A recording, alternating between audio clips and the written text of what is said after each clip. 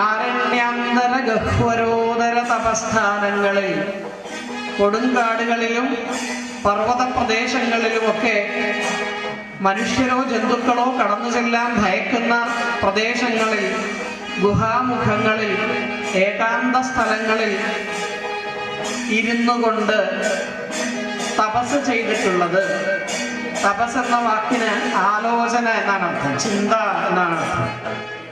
എന്താണ് അവർ ആലോചിച്ചിട്ടുള്ളത്? ഈ പ്രപഞ്ചത്തിന്റെ പരിണാമോദ്ഭിന്ന സർഗക്രിയാസാരത്തെ കുറിച്ചാണ് അവര് ചിന്തിച്ചത്, ആലോചിച്ചത്. നമ്മളിപ്പോ കാണുന്ന, നമ്മളുടെ ചുറ്റുപാടും കാണുന്ന ഈ വലിയ പ്രപഞ്ചം നിരവധി മനുഷ്യരും ജന്തുക്കളും വൃക്ഷങ്ങളും കാടുകളും സമുദ്രവും പർവ്വതങ്ങളും ഒക്കെ ചേർന്നുണ്ടായിട്ടുള്ള ഈ മഹാപ്രപഞ്ചം, ഈ പ്രപഞ്ചം എങ്ങനെയാണ് ഉണ്ടായതെന്നും അതെങ്ങനെയാണ് ഈ കാണായ കാലത്തിലൂടെ പരിണമിച്ച് ഇന്ന് കാണുന്ന അവസ്ഥയിൽ എത്തിയതെന്നും ഇനി ഇത് പരിണമിച്ച് എങ്ങോട്ടാണ് പോകാൻ പോകുന്നതെന്നും എന്താണ് ഇതിൻ്റെ പരിണാമ ദശയിൽ വരാൻ പോകുന്ന മാറ്റങ്ങളെന്നും ഇതിൻ്റെ അവസാനം എങ്ങനെ ആയിരിക്കും എന്നിങ്ങനെ എത്രയോ നിരവധി ഉത്തരമില്ലാത്ത ചോദ്യങ്ങൾ നമുക്കുണ്ട്, അല്ലേ? ഈ ചോദ്യങ്ങൾക്കെല്ലാമുള്ള ഉത്തരങ്ങൾ ഏകാന്ത സ്ഥലത്തിരുന്നു കൊണ്ട് ആലോചിച്ച് തപസ് ചെയ്തിട്ടുള്ളവരാണ് നമ്മളുടെ പൂർവികരായ ഋഷീശ്വരന്മാർ. ആ ഋഷീശ്വരന്മാരുടെ ചിന്തയിലാണ് ഭാരതീയ സംസ്കാരം, ഭാരതീയമായ എല്ലാ ദർശനങ്ങളും കുടിയിരിക്കുന്നത്. ആ ഋഷീശ്വരന്മാരുടെ ചിന്തയിലാണ്. അവരെങ്ങനെയാണ് ചിന്തിച്ചത്? അവരാരും പുറത്തേക്ക് നോക്കിയല്ല ഈ ചിന്തയൊക്കെ ചെയ്തിട്ടുള്ളത്. അവരെല്ലാവരും ഈ ചിന്ത ഉള്ളിലേക്ക് നോക്കിക്കൊണ്ടാണ് ചിന്തിച്ചിട്ടുള്ളത്. അപ്പൊ ഈ ചോദ്യങ്ങളുടെ എല്ലാം ഉത്തരം, പ്രപഞ്ചത്തിന്റെ സൃഷ്ടി എങ്ങനെയാണെന്നും അതിന്റെ പരിണാമം എങ്ങനെയാണെന്നും ഇതിന്റെ അവസാനം എങ്ങനെ ആയിരിക്കും എന്നുമൊക്കെയുള്ള ചോദ്യത്തിന്റെ ഉത്തരം എത്രയോ കാലമായി നമ്മൾ പുറത്തേക്ക് നോക്കി അന്വേഷിക്കുന്നു. ഇതുവരെ നമുക്ക് അതിന്റെ ഉത്തരം കിട്ടിയിട്ടില്ല. പക്ഷേ ഈ ഋഷീശ്വരന്മാർ അതിന്റെ ഉത്തരം കണ്ടെത്തിയത് പുറമേക്ക് നോക്കിയിട്ടല്ല, ഉള്ളിലേക്ക് നോക്കിയിട്ടാണ്. ഈ ചോദ്യങ്ങളുടെ എല്ലാം ഉത്തരം നമ്മുടെ ഉള്ളിലാണുള്ളത്, പുറത്തല്ല ഉള്ളത് എന്നർത്ഥം. അങ്ങനെ അവനവനെ കുറിച്ച് ചിന്തിച്ച് അവനവന്റെ തത്വം എന്താണെന്ന് മനസ്സിലാക്കി, അതിലൂടെ പ്രപഞ്ചത്തിന്റെ തത്വം എന്താണെന്ന് മനസ്സിലാക്കി, അത് മനസ്സിലാക്കിയ അതേ ഭാഷയിൽ നമുക്ക് പറഞ്ഞു തന്നിട്ടുള്ള ആ ഋഷീശ്വരന്മാരുണ്ടല്ലോ, അവരാണ് ഭാരതീയ സംസ്കാരത്തിന്റെ കാതൽ എന്ന് നമുക്ക് വിളിക്കാവുന്നവർ.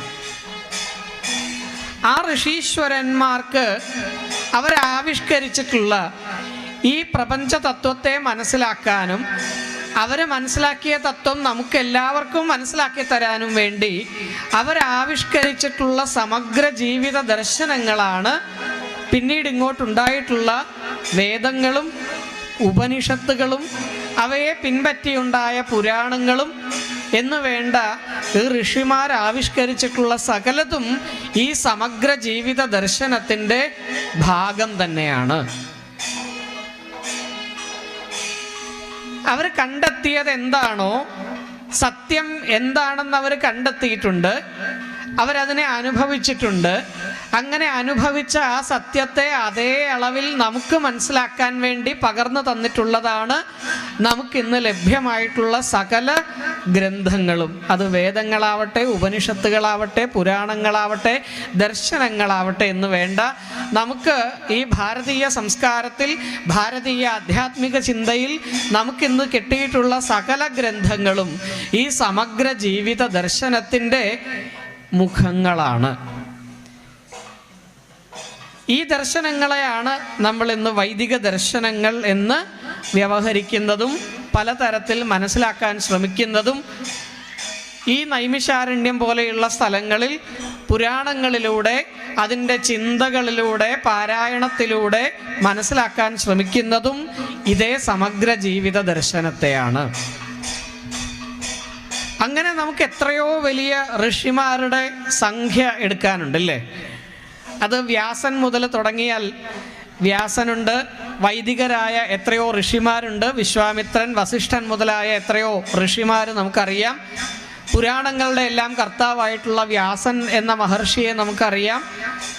പിന്നീട് ഇങ്ങോട്ട് ശങ്കരാചാര്യൻ പ്രഭൃതിയായിട്ടുള്ള എത്രയോ വലിയ ഋഷിമാരെ കൊണ്ട് അനുഗ്രഹീതമാണ് നമ്മുടെ ഈ പുണ്യഭൂമി, ഭാരതം എന്ന ഈ പുണ്യഭൂമി.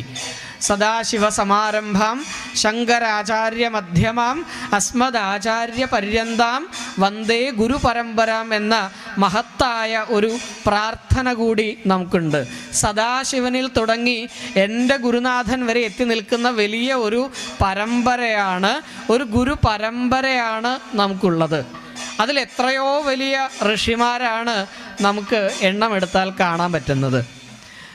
അതിലെ വ്യാസൻ എന്ന അതിമഹത്തായ പാരമ്പര്യം ഉൾക്കൊള്ളുന്ന ഒരു പക്ഷേ ഒരാൾ തന്നെയാണോ അല്ലെങ്കിൽ വലിയൊരു പരമ്പരയെ പ്രതിനിധാനം ചെയ്യുന്നതാണോ എന്ന് നമുക്കിപ്പോഴും ചർച്ചകളൊക്കെ നടന്നുകൊണ്ടിരിക്കുന്ന വ്യാസൻ എന്ന മഹർഷി, അദ്ദേഹം ഈ വേദങ്ങളെയെല്ലാം വ്യസിക്കുകയും അതോട് പിൻപറ്റി ഈ വേദങ്ങളെയും ഉപനിഷത്തുകളെയും ഉപബൃംഹണം ചെയ്യുന്നതിന് വേണ്ടി പുരാണങ്ങൾ സൃഷ്ടിക്കുകയും ചെയ്തതായിട്ട് നമുക്കറിയാം.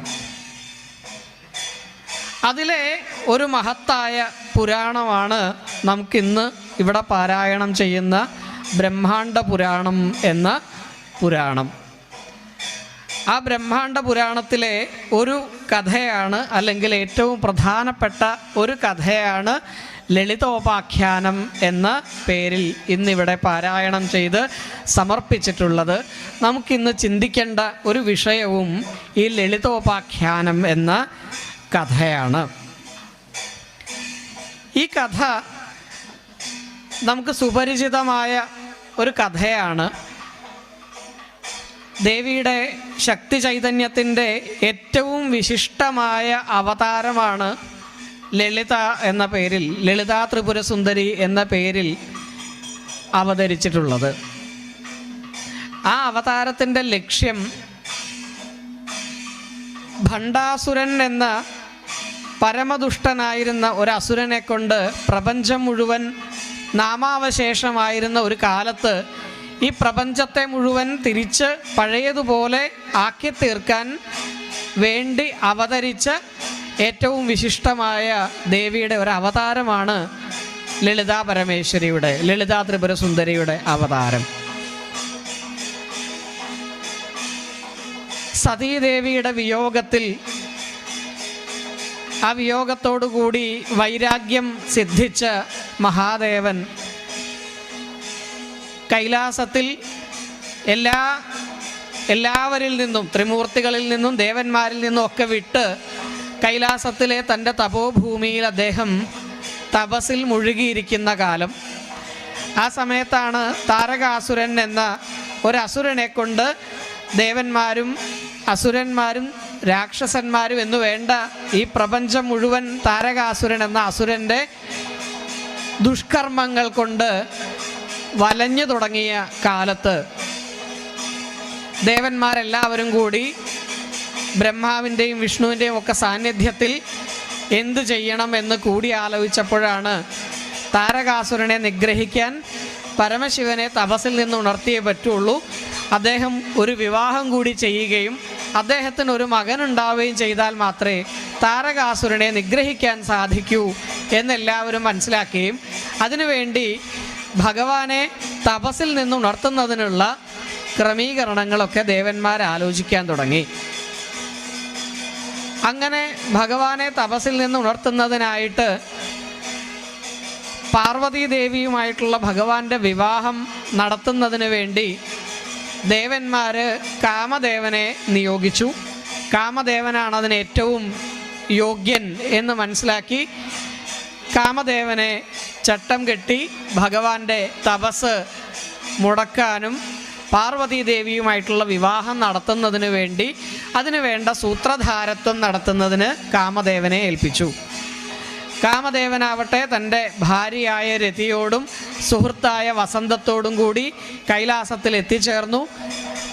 ആ സമയത്താണ് പാർവതി ഹിമവാന്റെ നിർദ്ദേശമനുസരിച്ച് ഭഗവാനെ പരിചരിച്ചുകൊണ്ടിരിക്കുന്ന സമയമാണ്. പാർവതീ ദേവി തോഴിമാരോടൊപ്പം വരുന്ന സമയം നോക്കി ആ കൈലാസം മുഴുവൻ വസന്തം, നിരവധി പൂക്കളും കായ്കളുമൊക്കെ കൊണ്ട് സമൃദ്ധമാക്കി. ഗന്ധർവന്മാരും കിന്നരന്മാരും ഒക്കെ മനോഹരമായ സംഗീതം പൊഴിക്കാൻ തുടങ്ങി. അങ്ങനെ ആ കൈലാസം ഒരു തപോഭൂമിയായിരുന്ന ആ കൈലാസത്തെ പ്രണയലീലയ്ക്കുള്ള ഒരു സ്ഥലമാക്കി കാമദേവനും സുഹൃത്തുക്കളും കൂടി മാറ്റി. പാർവതീദേവി ഭഗവാനെ പരിചരിച്ചുകൊണ്ടിരിക്കുന്ന സമയം നോക്കി കാമൻ തൻ്റെ 5 അമ്പുകളും കൂടി ഭഗവാനിലേക്ക് പ്രയോഗിക്കുകയും ചെയ്തു. പെട്ടെന്ന് തപസ്സിൽ നിന്ന് ഉണർന്ന ഭഗവാൻ തൻ്റെ മുമ്പിൽ നിൽക്കുന്ന പാർവതിയെ നോക്കി ഒന്ന് പുഞ്ചിരിക്കുകയും ചെയ്തു.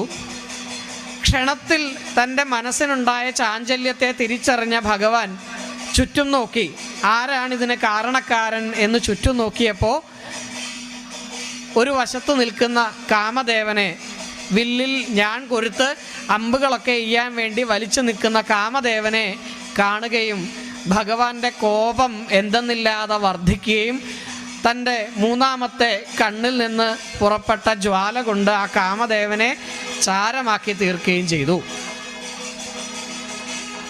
ഈ ചാരത്തിൽ നിന്ന് ഒരു അസുരനുണ്ടായി. ആ അസുരൻ്റെ പേരാണ് ഭണ്ഡാസുരൻ എന്ന്. കാമദഹനത്തിൻ്റെ ഒരു ഉപസൃഷ്ടിയായിട്ടുണ്ടായതാണ് ഭണ്ഡാസുരൻ എന്ന ഒരു അസുരൻ. ഈ അസുരൻ ഈ ചാരത്തിൽ നിന്നുണ്ടായി കഴിഞ്ഞ ഉടനെ അദ്ദേഹം തപസ്സിനായി പുറപ്പെട്ടു. അദ്ദേഹം ഭഗവാൻ ഏറ്റവും പ്രിയപ്പെട്ട ശതരുദ്രീയം എന്ന മന്ത്രത്തോടുകൂടി 100 വർഷക്കാലം ഭഗവാനെ തപസ് ചെയ്തു, മഹാദേവനെ തപസ് ചെയ്തു. ശതരുദ്രീയം ഈ 100 വർഷക്കാലം ചൊല്ലിയതിൻ്റെ പുണ്യം കൊണ്ട് ഭഗവാൻ സന്തുഷ്ടനായി. അദ്ദേഹം പ്രത്യക്ഷപ്പെട്ടു. എന്ത് വരമാണ് വേണ്ടതെന്ന് ചോദിച്ചു. അപ്പോൾ ഭണ്ഡാസുരൻ വരമായിട്ട് ആവശ്യപ്പെട്ടത് ഈ പ്രപഞ്ചത്തിൻ്റെ മുഴുവൻ ഭരണമാണ്, ഈ പ്രപഞ്ചത്തിൻ്റെ മുഴുവൻ നാഥനായി തന്നെ വാഴിക്കണം എന്നുള്ളതാണ് അദ്ദേഹത്തിന് വേണ്ട വരം. മാത്രമല്ല ആരാലും കൊല്ലപ്പെടാതിരിക്കാനുള്ള വരം. ഇതൊക്കെ ഭഗവാൻ അങ്ങേയറ്റം സന്തുഷ്ടനായതുകൊണ്ട് അദ്ദേഹം കൊടുക്കുകയും ചെയ്തു.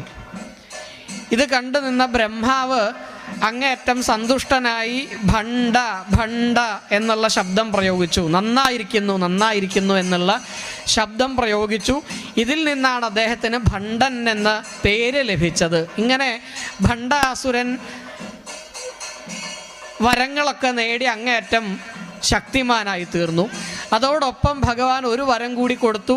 6000 വർഷം കാലത്തേക്ക് ഈ ഭൂമിക്ക്, ഈ പ്രപഞ്ചത്തിന് മറ്റൊരു നാഥൻ ഉണ്ടായിരിക്കില്ല, ഭണ്ഡാസുരനാണ് ഈ പ്രപഞ്ചത്തിൻ്റെ നാഥൻ എന്നുകൂടി ഒരു വരം കൊടുത്തു.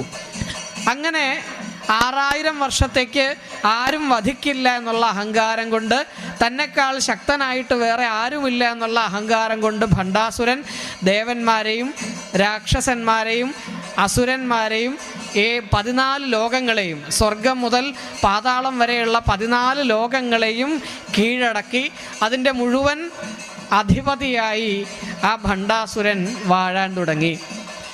ഇതുകൊണ്ട് മനുഷ്യർ കഷ്ടപ്പെടാൻ തുടങ്ങി, ദേവന്മാർ കഷ്ടപ്പെടാൻ തുടങ്ങി, അസുരന്മാരും രാക്ഷസന്മാരും വരെ കഷ്ടപ്പെടാൻ തുടങ്ങി.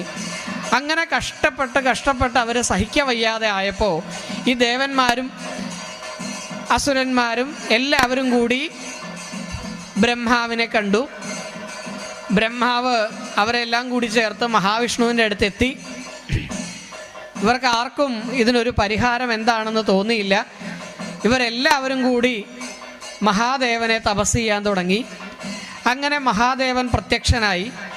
അപ്പോൾ അദ്ദേഹത്തോട് ചോദിച്ചു, ഈ ഭണ്ഡാസുരനെ കൊണ്ട് ഞങ്ങളെല്ലാവരും അങ്ങേയറ്റം കഷ്ടപ്പെട്ടിരിക്കുകയാണ്, എന്താണിതിനൊരു പോംവഴി? ഈ ഭണ്ഡാസുരനെ നിഗ്രഹിക്കാൻ, ഈ പ്രപഞ്ചത്തെയൊക്കെ പഴയപടിയാക്കാൻ എന്താണ് ചെയ്യേണ്ടത് എന്ന് ചോദിച്ചു.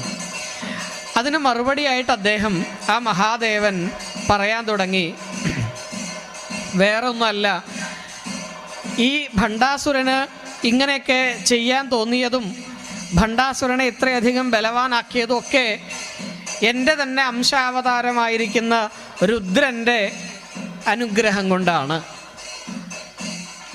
ആ അനുഗ്രഹം 6000 വർഷത്തേക്കുണ്ട് താൻ. ഈ 6000 വർഷക്കാലത്തിന് ശേഷമേ നമുക്ക് എന്തെങ്കിലും ചെയ്യാൻ സാധിക്കൂ. അത് കഴിഞ്ഞാലും എന്താ ചെയ്യാൻ സാധിക്കുക? അത് കഴിഞ്ഞാലും ത്രിമൂർത്തികൾക്കോ ദേവന്മാർക്കോ അസുരന്മാർക്കോ രാക്ഷസന്മാർക്കോ മനുഷ്യർക്കോ എന്ന് വേണ്ട, ഈ പ്രപഞ്ചത്തിൽ ആർക്കും ആ അസുരനെ നിഗ്രഹിക്കാൻ സാധിക്കുകയില്ല. അതുകൊണ്ട് നമ്മളെല്ലാവരും കൂടി ഇപ്പോൾ ഒരു യാഗം ചെയ്യണം. ആ യാഗത്തിൻ്റെ പേരെന്താ? മഹായാഗം എന്നാണ് ആ യാഗത്തിൻ്റെ പേര്. ലളിതാ സഹസ്രനാമത്തിലെ ഒരു മന്ത്രമാണ് മഹായാഗക്രമാരാധ്യ എന്ന മന്ത്രം. മഹായാഗം കൊണ്ട് ആരാധിക്കണം ആ ദേവിയെ. അതിനുവേണ്ടി നമ്മളെല്ലാവരും എന്തു ചെയ്യണം? ആ യാഗം അനുഷ്ഠിക്കുക എന്നുള്ളത് അത്ര എളുപ്പമല്ല. കാരണം ഒരു കൽപ്പകാലത്ത്, ഒരു ബ്രഹ്മാവിൻ്റെ ആയുഷ്കാലത്ത് 3 തരത്തിലുള്ള പ്രളയങ്ങൾ ഉണ്ടാവാറുണ്ട്. അതിലൊന്നാമത്തേത് മഹാപ്രളയം, രണ്ടാമത്തേത് കാമപ്രളയം, മൂന്നാമത്തേത് അവാന്തരപ്രളയം. അതിലെ മഹാപ്രളയം കഴിഞ്ഞാൽ ഈ പ്രപഞ്ചത്തെ മുഴുവൻ പഴയപടി സൃഷ്ടിക്കേണ്ട ഉത്തരവാദിത്തം എനിക്കാണ്, അതായത് മഹാദേവനാണ്. അവാന്തരപ്രളയത്തിന് ശേഷം ഈ പ്രപഞ്ചത്തെ വീണ്ടും പുനഃസൃഷ്ടിക്കേണ്ട ഉത്തരവാദിത്തം ബ്രഹ്മാവിനാണ്. ഇതിനിടയ്ക്കുള്ള കാമം എന്ന പ്രളയം ഉണ്ടല്ലോ, ഈ കാമപ്രളയത്തിന് ശേഷം പ്രപഞ്ചത്തെ പഴയപടി സൃഷ്ടിക്കേണ്ട ഉത്തരവാദിത്തം അത് മറ്റാരെ കൊണ്ട് സാധിക്കില്ല, ലളിതാദേവിയെ കൊണ്ട് മാത്രമേ സാധിക്കൂ. അതുകൊണ്ട് ലളിതാദേവിയെ പ്രാർത്ഥിച്ച് ആ ലളിതാദേവിയുടെ അവതാരത്തിന് വേണ്ടി നമ്മളെല്ലാവരും കൂടി യാഗം അനുഷ്ഠിക്കേണ്ടതുണ്ട്. ആ യാഗം അനുഷ്ഠിക്കാൻ സാധാരണ ഹോമകുണ്ടങ്ങളൊന്നും പോരാ. പിന്നെയോ ഈ സമുദ്രങ്ങളെല്ലാം വറ്റിച്ച് ഈ സമുദ്രങ്ങളൊക്കെ ഹോമകുണ്ടമാക്കി തീർക്കണം. അത്ര വലിയ യാഗമാണ്. അതുകൊണ്ടാണ് അതിനെ മഹായാഗം എന്ന് പേര് കൊടുത്തത്. ആ യാഗത്തിൻ്റെ ഹോമകുണ്ടമായിട്ട് നമുക്ക് വേണ്ടത് ഈ സമുദ്രങ്ങളെല്ലാം വറ്റിച്ച് ആ സമുദ്രങ്ങളാണ് ഹോമകുണ്ടമായിട്ട് സ്വീകരിക്കേണ്ടത്. അതിലെ ഹോതാവായിട്ട് സാക്ഷാൽ മഹാദേവൻ തന്നെ പ്രത്യക്ഷനായിട്ടിരിക്കും. അദ്ദേഹം തന്നെയാണ് ഹോതാവ്. ഇനി അതിലെ അഗ്നി എന്ന് പറയുന്നതോ ആ മഹാദേവൻ്റെ ചിത്താണ്, ചൈതന്യമാണ് അതിലെ അഗ്നിയായിട്ട് സ്വീകരിക്കേണ്ടത്. ആ അഗ്നിയിലേക്ക് ഹോമിക്കേണ്ടത് എന്തൊക്കെയാണ്? എല്ലാ ദേവന്മാരുടെയും ചൈതന്യമാണ് അതിലേക്ക് ഹോമിക്കേണ്ടത്. അങ്ങനെ സമുദ്രമാവുന്ന ഈ ഹോമകുണ്ടത്തിൽ മഹാദേവൻ തന്നെ ഹോതാവായിരിക്കുന്ന ആ മഹായാഗത്തിൽ അദ്ദേഹത്തിൻ്റെ ചൈതന്യമാവുന്ന അഗ്നിയിലേക്ക് എല്ലാ ദേവന്മാരുടെയും ചൈതന്യത്തെ ഹോമദ്രവ്യമായി അതിലേക്ക് ഹോമിക്കണം, അർപ്പിക്കണം. അങ്ങനെ ലളിതാ പരമേശ്വരിയെ ശക്തിസ്വരൂപിണിയായ ദേവിയുടെ അതിവിശിഷ്ടമായ അവതാരത്തിന് വഴിയൊരുക്കണം. ആ ദേവി വിചാരിച്ചാൽ മാത്രമേ ഇതിനൊരു പരിഹാരം ഉണ്ടാക്കാൻ സാധിക്കൂ.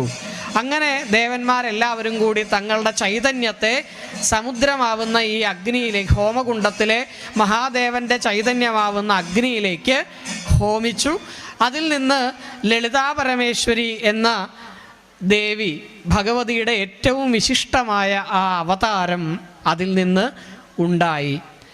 അങ്ങനെ ദേവിയുടെ ആ ലളിതാ പരമേശ്വരി എന്ന അവതാരം, ആ അവതാരത്തോടു കൂടി ഒട്ടനവധി ശക്തിയുടെ അവതാരങ്ങളുണ്ടായി. വാരാഹി എന്ന പേരിൽ, കാമാഖ്യ എന്ന പേരിൽ എന്നിങ്ങനെ നിരവധി ദേവിയുടെ അവതാരങ്ങളൊക്കെ അവിടെ ഉണ്ടായി.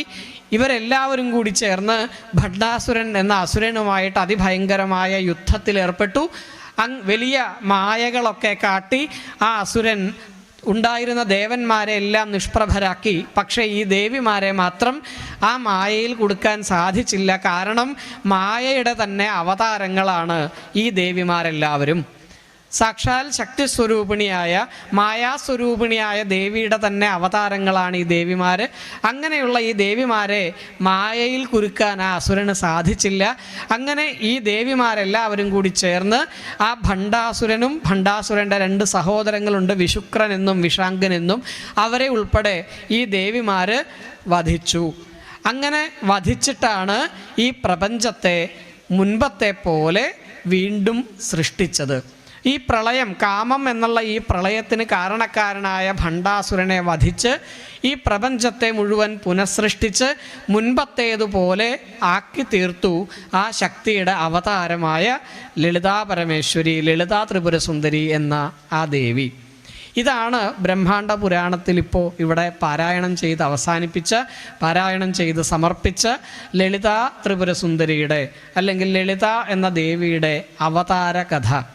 ഇത് ലളിതാ സഹസ്രനാമത്തിലെ ആദ്യ ഭാഗത്ത് സൂചനകൾ ധാരാളമുണ്ട്. ഭണ്ഡാസുരേന്ദ്ര നിർമുക്ത ശസ്ത്രപ്രത്യസ്ത്രവർഷിണി എന്ന്, ഭണ്ഡാസുര വധോദ്യുക്ത ശക്തി സേനാ സമന്വിത എന്നിങ്ങനെ ഭണ്ഡാസുരനെ വധിക്കുന്നതിന് വേണ്ടി അവതാരമെടുത്ത ലളിത എന്ന ഈ ദേവിയെക്കുറിച്ചുള്ള സൂചനകൾ ലളിതാ സഹസ്രനാമത്തിലും ധാരാളം നമുക്ക് കാണാം. അങ്ങനെ ആ സഹസ്രനാമത്തിൽ വർണ്ണിച്ച ദേവിയുടെ അവതാരമാണ് ഇന്നിവിടെ പാരായണം ചെയ്ത് സമർപ്പിച്ച പ്രധാനപ്പെട്ട ഒരു ഭാഗം. ഈ കഥയുടെ പിന്നിലെ തത്വം എന്താണെന്ന് കൂടി ചർച്ച ചെയ്തിട്ട് വേണം ഈ വിഷയം നമുക്ക് ഉപസംഹരിക്കാൻ. പുരാണങ്ങളെല്ലാം, എല്ലാ പുരാണങ്ങളും വ്യാസൻ രചിച്ചത് കഥകൾ സൂചിപ്പിക്കാനോ കഥകൾ പറയാൻ വേണ്ടിയോ മാത്രമല്ല. ഈ കഥകളോടുകൂടി പല വിഷയങ്ങളെ നമുക്ക് മനസ്സിലാക്കി തരാനും കൂടെ വേണ്ടിയാണ്. അതുകൊണ്ടാണ് ഇതിഹാസ പുരാണാഭ്യാം വേദം സമുപബൃംഹയേത് എന്ന പ്രശസ്തമായ ഒരു ശ്ലോകമുള്ളത്. ഇതിഹാസ പുരാണങ്ങളുടെ ധർമ്മം എന്താണ്? ഇതിഹാസങ്ങളും പുരാണങ്ങളും വേദത്തിൻ്റെ അർത്ഥം എന്താണോ അതിനെ സമുപബൃംഹണം ചെയ്യാണ് ചെയ്യുന്നത്. ഉപബൃംഹണം ചെയ്യുക എന്നുള്ള വാക്കിന് വലുതാക്കി കാണിക്കുക എന്നർത്ഥം. വേദത്തിൽ വളരെ ചുരുക്കി പറഞ്ഞ ഒരു വിഷയത്തെ, ധർമ്മം എന്ന വിഷയത്തെ പല പല കഥകളിലൂടെ നമുക്ക് മനസ്സിലാവുന്ന ഭാഷയിൽ ഉപബൃംഹണം ചെയ്യുക, വിശദമായി വലുതായി വ്യാഖ്യാനിച്ചു തരിക എന്നുള്ളതാണ് ഇതിഹാസങ്ങളുടെയും പുരാണങ്ങളുടെയും ധർമ്മം. അപ്പോൾ ഇതിഹാസങ്ങളും പുരാണങ്ങളും അതുവഴിയായി വ്യാസൻ എന്താ ചെയ്യുന്നത്? കഥകൾ മാത്രം പറഞ്ഞു തരല്ല ചെയ്യുന്നത്. ഈ കഥകളിലൂടെ വേദത്തിൻ്റെ തത്വം എന്താണോ ആ തത്വത്തെ വിശദമാക്കി തരുകയാണ്, വൈശദ്യമുള്ളതാക്കി തെളിമയുള്ളതാക്കി തരുകയാണ് ചെയ്യുന്നത്. ഓരോ കാലത്തിലും നമുക്ക് 4 യുഗങ്ങളുണ്ട് എന്ന് നമുക്കറിയാം. കൃതയുഗം, ത്രേതായുഗം, ദ്വാപരയുഗം, കലിയുഗം എന്നിങ്ങനെ. കലിയുഗത്തിലേക്ക് എത്തുമ്പോഴേക്ക് വേദത്തിൻ്റെയും ഉപനിഷത്തിൻ്റെയും ഒക്കെ അർത്ഥം എന്താണെന്ന്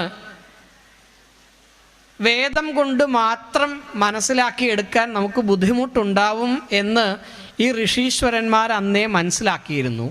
അതുകൊണ്ട് ഈ കലിയുഗത്തിൽ വേദത്തിൻ്റെ അർത്ഥം എന്താണെന്ന്, വേദത്തിൻ്റെ തത്വം എന്താണെന്ന് നമ്മൾ ആദ്യം തുടങ്ങിയ ഋഷീശ്വരന്മാർ വിഭാവനം ചെയ്ത സമഗ്രമായ വൈദിക ദർശനത്തിൻ്റെ തത്വം എന്താണെന്ന് മനസ്സിലാക്കിയെടുക്കാൻ, അത് ആചരിക്കാൻ, അതെന്താണെന്ന് ജീവിതത്തിൽ പകർത്താൻ, അതിൻ്റെ അനുഭൂതി ഉണ്ടാവാൻ നമുക്ക് ബുദ്ധിമുട്ടുണ്ടാവും എന്ന് മനസ്സിലാക്കിയ ഋഷീശ്വരന്മാർ അന്ന് തന്നെ അതിനുള്ള പ്രതിവിധിയും ചെയ്തിട്ടുണ്ട്.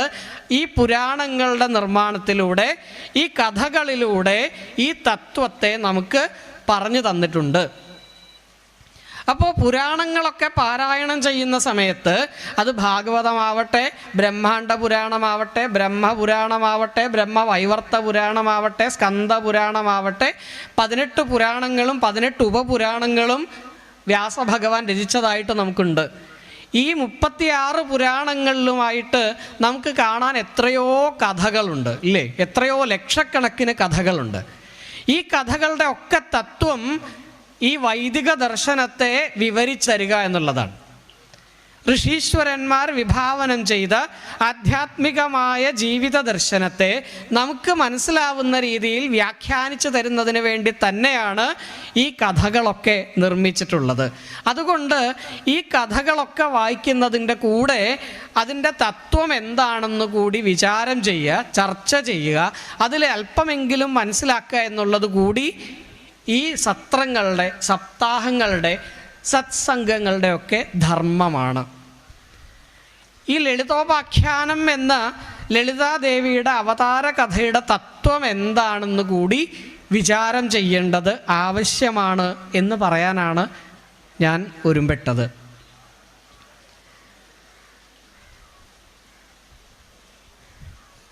എന്താണ് ഈ ശക്തി സങ്കല്പത്തിൻ്റെ അല്ലെങ്കിൽ ദേവീ സങ്കല്പത്തിൻ്റെ അടിസ്ഥാനം? ഭാരതത്തിൽ ഞാൻ ആദ്യം സൂചിപ്പിച്ചതുപോലെ തന്നെ വൈദിക കാലത്തിന് ശേഷം പിന്നീട് ഇങ്ങോട്ട് കറുത്ത ഏടുകൾ നമുക്ക് ധാരാളമുണ്ട്. വൈദിക ധർമ്മം എന്താണെന്ന് വേണ്ട വിധം മനസ്സിലാക്കാതെ ഇരുന്ന, അതിന് പുറപ്പെടാതെ, അതിന് തുനിയാതെ കുറേ ആളുകൾ പല മതങ്ങളായി ഭിന്നിക്കുകയും അവരൊക്കെ തമ്മിൽ വലിയ യുദ്ധങ്ങളും വലിയ പോരാട്ടങ്ങളും ഒക്കെ ഭാരതത്തിൻ്റെ ചരിത്രത്തിൽ ഉണ്ടായിട്ടുണ്ട്. ശൈവ മതങ്ങൾ എന്ന പേരിൽ, വൈഷ്ണവ മതങ്ങൾ എന്ന പേരിൽ ഇങ്ങനെ പലതരത്തിൽ മതങ്ങൾ ഉണ്ടാവുകയും ഇതൊക്കെ എന്തിനു വേണ്ടിയിട്ടായിരുന്നു ഉണ്ടായത് എന്നുള്ള, നേരത്തെ പറഞ്ഞതുപോലെ അതിൻ്റെ തത്വം എന്താണെന്ന് മനസ്സിലാക്കാതെ അതിൻ്റെ ബാഹ്യമായ കഥകളിൽ മാത്രം മുഴുകിയിട്ട് ഇവരെല്ലാം പരസ്പരം അങ്ങോട്ടും ഇങ്ങോട്ടും വലിയ തർക്കങ്ങളും വാഗ്വാദങ്ങളും, അത് പലപ്പോഴും വലിയ യുദ്ധങ്ങളിലും രക്തച്ചൊരിച്ചിലും ഒക്കെ അവസാനിച്ചിരുന്നു. ഇങ്ങനെ പല മതങ്ങളും തമ്മിൽ വലിയ അക്രമങ്ങളും പോരാട്ടങ്ങളും ഒക്കെ ഉണ്ടായ കാലത്ത് ഇവയുടെ തത്വങ്ങളെല്ലാം സംഗ്രഹിച്ച് ഏകമായ അദ്വൈതമായ ഒരു തത്വത്തെ മനസ്സിലാക്കി തരിക എന്നുള്ളത് കാലത്തിൻ്റെ ഒരു ആവശ്യമായി, വലിയ ധാർമ്മികമായ ഒരു ബാധ്യതയായി തീർന്നു. ഈ ധാർമ്മികമായ ബാധ്യത കാലാകാലങ്ങളിൽ നിർവഹിച്ചിട്ടുള്ളത് ഋഷീശ്വരന്മാർ തന്നെയാണ്. വേദത്തെ സൃഷ്ടിച്ച, വേദത്തെ ആവിഷ്കരിച്ച, സമഗ്ര ജീവിതത്തെ ആവിഷ്കരിച്ച അതേ ഋഷീശ്വരന്മാർ ഓരോ കാലത്തും നമുക്ക് വേണ്ട മാർഗനിർദ്ദേശം നൽകാൻ നമ്മളുടെ കൂടെ ഉണ്ടായിട്ടുണ്ട്, വന്നിട്ടുണ്ട്. അങ്ങനെ ഒരു അവതാരമാണ് ശങ്കരാചാര്യസ്വാമികളുടെ അവതാരം. ആ അവതാരത്തെക്കുറിച്ച് തന്നെ പറയുന്ന ഭാഗം ദക്ഷിണാമൂർത്തിയുടെ, ഭഗവാന്റെ തന്നെ അവതാരമാണ് ശങ്കരാചാര്യസ്വാമികൾ എന്ന് അദ്ദേഹത്തെക്കുറിച്ച് പറയാറുണ്ട്. അജ്ഞാനാന്തർഗഹന പതിതാൻ ആത്മവിദ്യോപദേശയിത്രാതും ലോകാൻ ഭവദവശിഖാതാപ പാപച്യമാനാൻ മുക്ത്വാ മൗനം വടവിടപിനോർമൂലതോ നിഷ്പതന്തി ശംഭോർമൂർത്തിശ്ചരന്തി ചരതി ഭുവനെ ശങ്കരാചാര്യരൂപ എന്ന്. ദക്ഷിണാമൂർത്തി എന്ന ഭഗവാന്റെ ആ സ്വരൂപത്തിൻ്റെ തത്വം എന്താണെന്ന് നമ്മൾ കേട്ടിട്ടുണ്ട്. ഒരു വടതരുവിൻ്റെ, ഒരു ആൽവൃക്ഷത്തിൻ്റെ ചുവട്ടിൽ വൃദ്ധന്മാരായ ശിഷ്യന്മാരുടെ മുമ്പിൽ യുവാവായിരിക്കുന്ന ദക്ഷിണാമൂർത്തി എന്ന സങ്കല്പത്തെ, യുവാവായിരിക്കുന്ന ഗുരുവും വൃദ്ധന്മാരായിരിക്കുന്ന ശിഷ്യന്മാരും, ആ ഗുരുവിൻ്റെ വ്യാഖ്യാനമോ മൗനം വ്യാഖ്യാനം, ഗുരോസ്തു മൗനം വ്യാഖ്യാനം, ഗുരുവിൻ്റെ വ്യാഖ്യാനം മൗനമാണ്. ശിഷ്യാഹ ഛിന്ന സംശയാഹ, അങ്ങനെ മുമ്പിലിരിക്കുന്ന ശിഷ്യന്മാർ സംശയമെല്ലാം മാറി തത്വവേത്താക്കളായി മാറുന്ന ദക്ഷിണാമൂർത്തിയുടെ സങ്കല്പം നമുക്ക് കേട്ടിട്ടുണ്ട്, നമ്മൾ അറിഞ്ഞിട്ടുണ്ട്. ആ ദക്ഷിണാമൂർത്തി സ്വരൂപം ഈ ലോകത്ത് നടക്കുന്ന അക്രമങ്ങളും പല മതങ്ങളായി തിരിഞ്ഞിട്ടുള്ള മനുഷ്യൻ്റെ പോരാട്ടങ്ങളും രക്തച്ചൊരിച്ചിലും ഒക്കെ കണ്ട് അജ്ഞാനമാവുന്ന പടുകുഴിയിൽ വീണ് കിടക്കുകയാണല്ലോ എന്ന് സങ്കടപ്പെട്ട് അതിൽ നിന്ന് ഈ ലോകത്തെ രക്ഷിക്കാൻ ഭവദവശിഖാതാപപാപച്യമാനാൻ, ഈ ഭവമാവുന്ന ഈ പ്രാപഞ്ചിക ദുഃഖങ്ങളിൽപ്പെട്ട് പാപച്യമാനാൻ, അതിൽപ്പെട്ട് ഉഴലുന്ന മനുഷ്യരെ ത്രാതും രക്ഷിക്കാൻ മുക്ത്വാ മൗനം, തൻ്റെ മൗനത്തെ ഉപേക്ഷിച്ചു ആ ദക്ഷിണാമൂർത്തി. തൻ്റെ മൗനത്തെ ഉപേക്ഷിച്ച് ആ വടവിടവിയുടെ മൂലത്തിൽ നിന്ന്, ആ അരയാൽ വൃക്ഷത്തിൻ്റെ ചുവട്ടിൽ നിന്ന് ലോകത്തിലേക്ക് ഓടി വന്നു. ഓടി വന്നു, അവിടെ നിന്ന് എടുത്തു ചാടി ലോകത്തിലേക്ക് വന്നു. നിഷ്പതന്തി, ലോകത്തിലേക്ക് ചാടി വരിക ചെയ്തത്. അങ്ങനെയാണ് അദ്ദേഹം ശങ്കരാചാര്യൻ എന്ന പേരിൽ ഒരവതാരമായി ഈ ലോകത്തിലേക്ക് എത്തി. ഈ ലോകത്ത് പല മതങ്ങളായി പിരിഞ്ഞു നിന്നിരുന്ന ഭാരതീയ ആധ്യാത്മികതയെ, ഭാരതീയ വൈദിക ദർശനത്തെ അദ്വൈതം എന്ന എല്ലാ മതങ്ങളുടെയും സാരത്തെ ഒന്നാക്കുന്ന, രണ്ടില്ല ഒന്നാണ് എന്ന് നമ്മെ ഉദ്ബോധിപ്പിച്ച് അദ്വൈതം എന്ന വലിയ ഒരു തത്വത്തെ ലോകത്തിന് മുഴുവൻ ഉപദേശിച്ചുകൊണ്ട് അദ്ദേഹം ഈ ഭാരതത്തിലൂടെ തലങ്ങും വിലങ്ങും പലതവണ സഞ്ചരിച്ചു.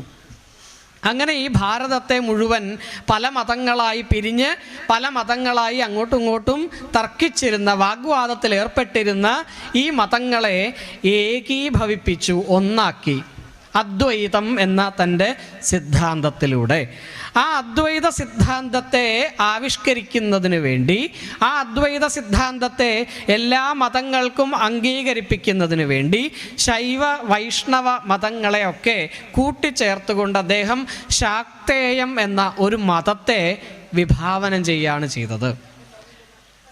അങ്ങനെ നമുക്ക് ഭാരതത്തിൽ ഉണ്ടായി തീർന്ന ഈ പല മതങ്ങളായി ഭിന്നിച്ചിരുന്ന മതങ്ങളെ അതിനെ ഏകീഭവിപ്പിച്ച, അതിനെ പല മതങ്ങളുടെയും സാരത്തെ ചേർത്ത് വെച്ച ശാക്തേയം എന്ന ഒരു മതം നമുക്കുണ്ടായി.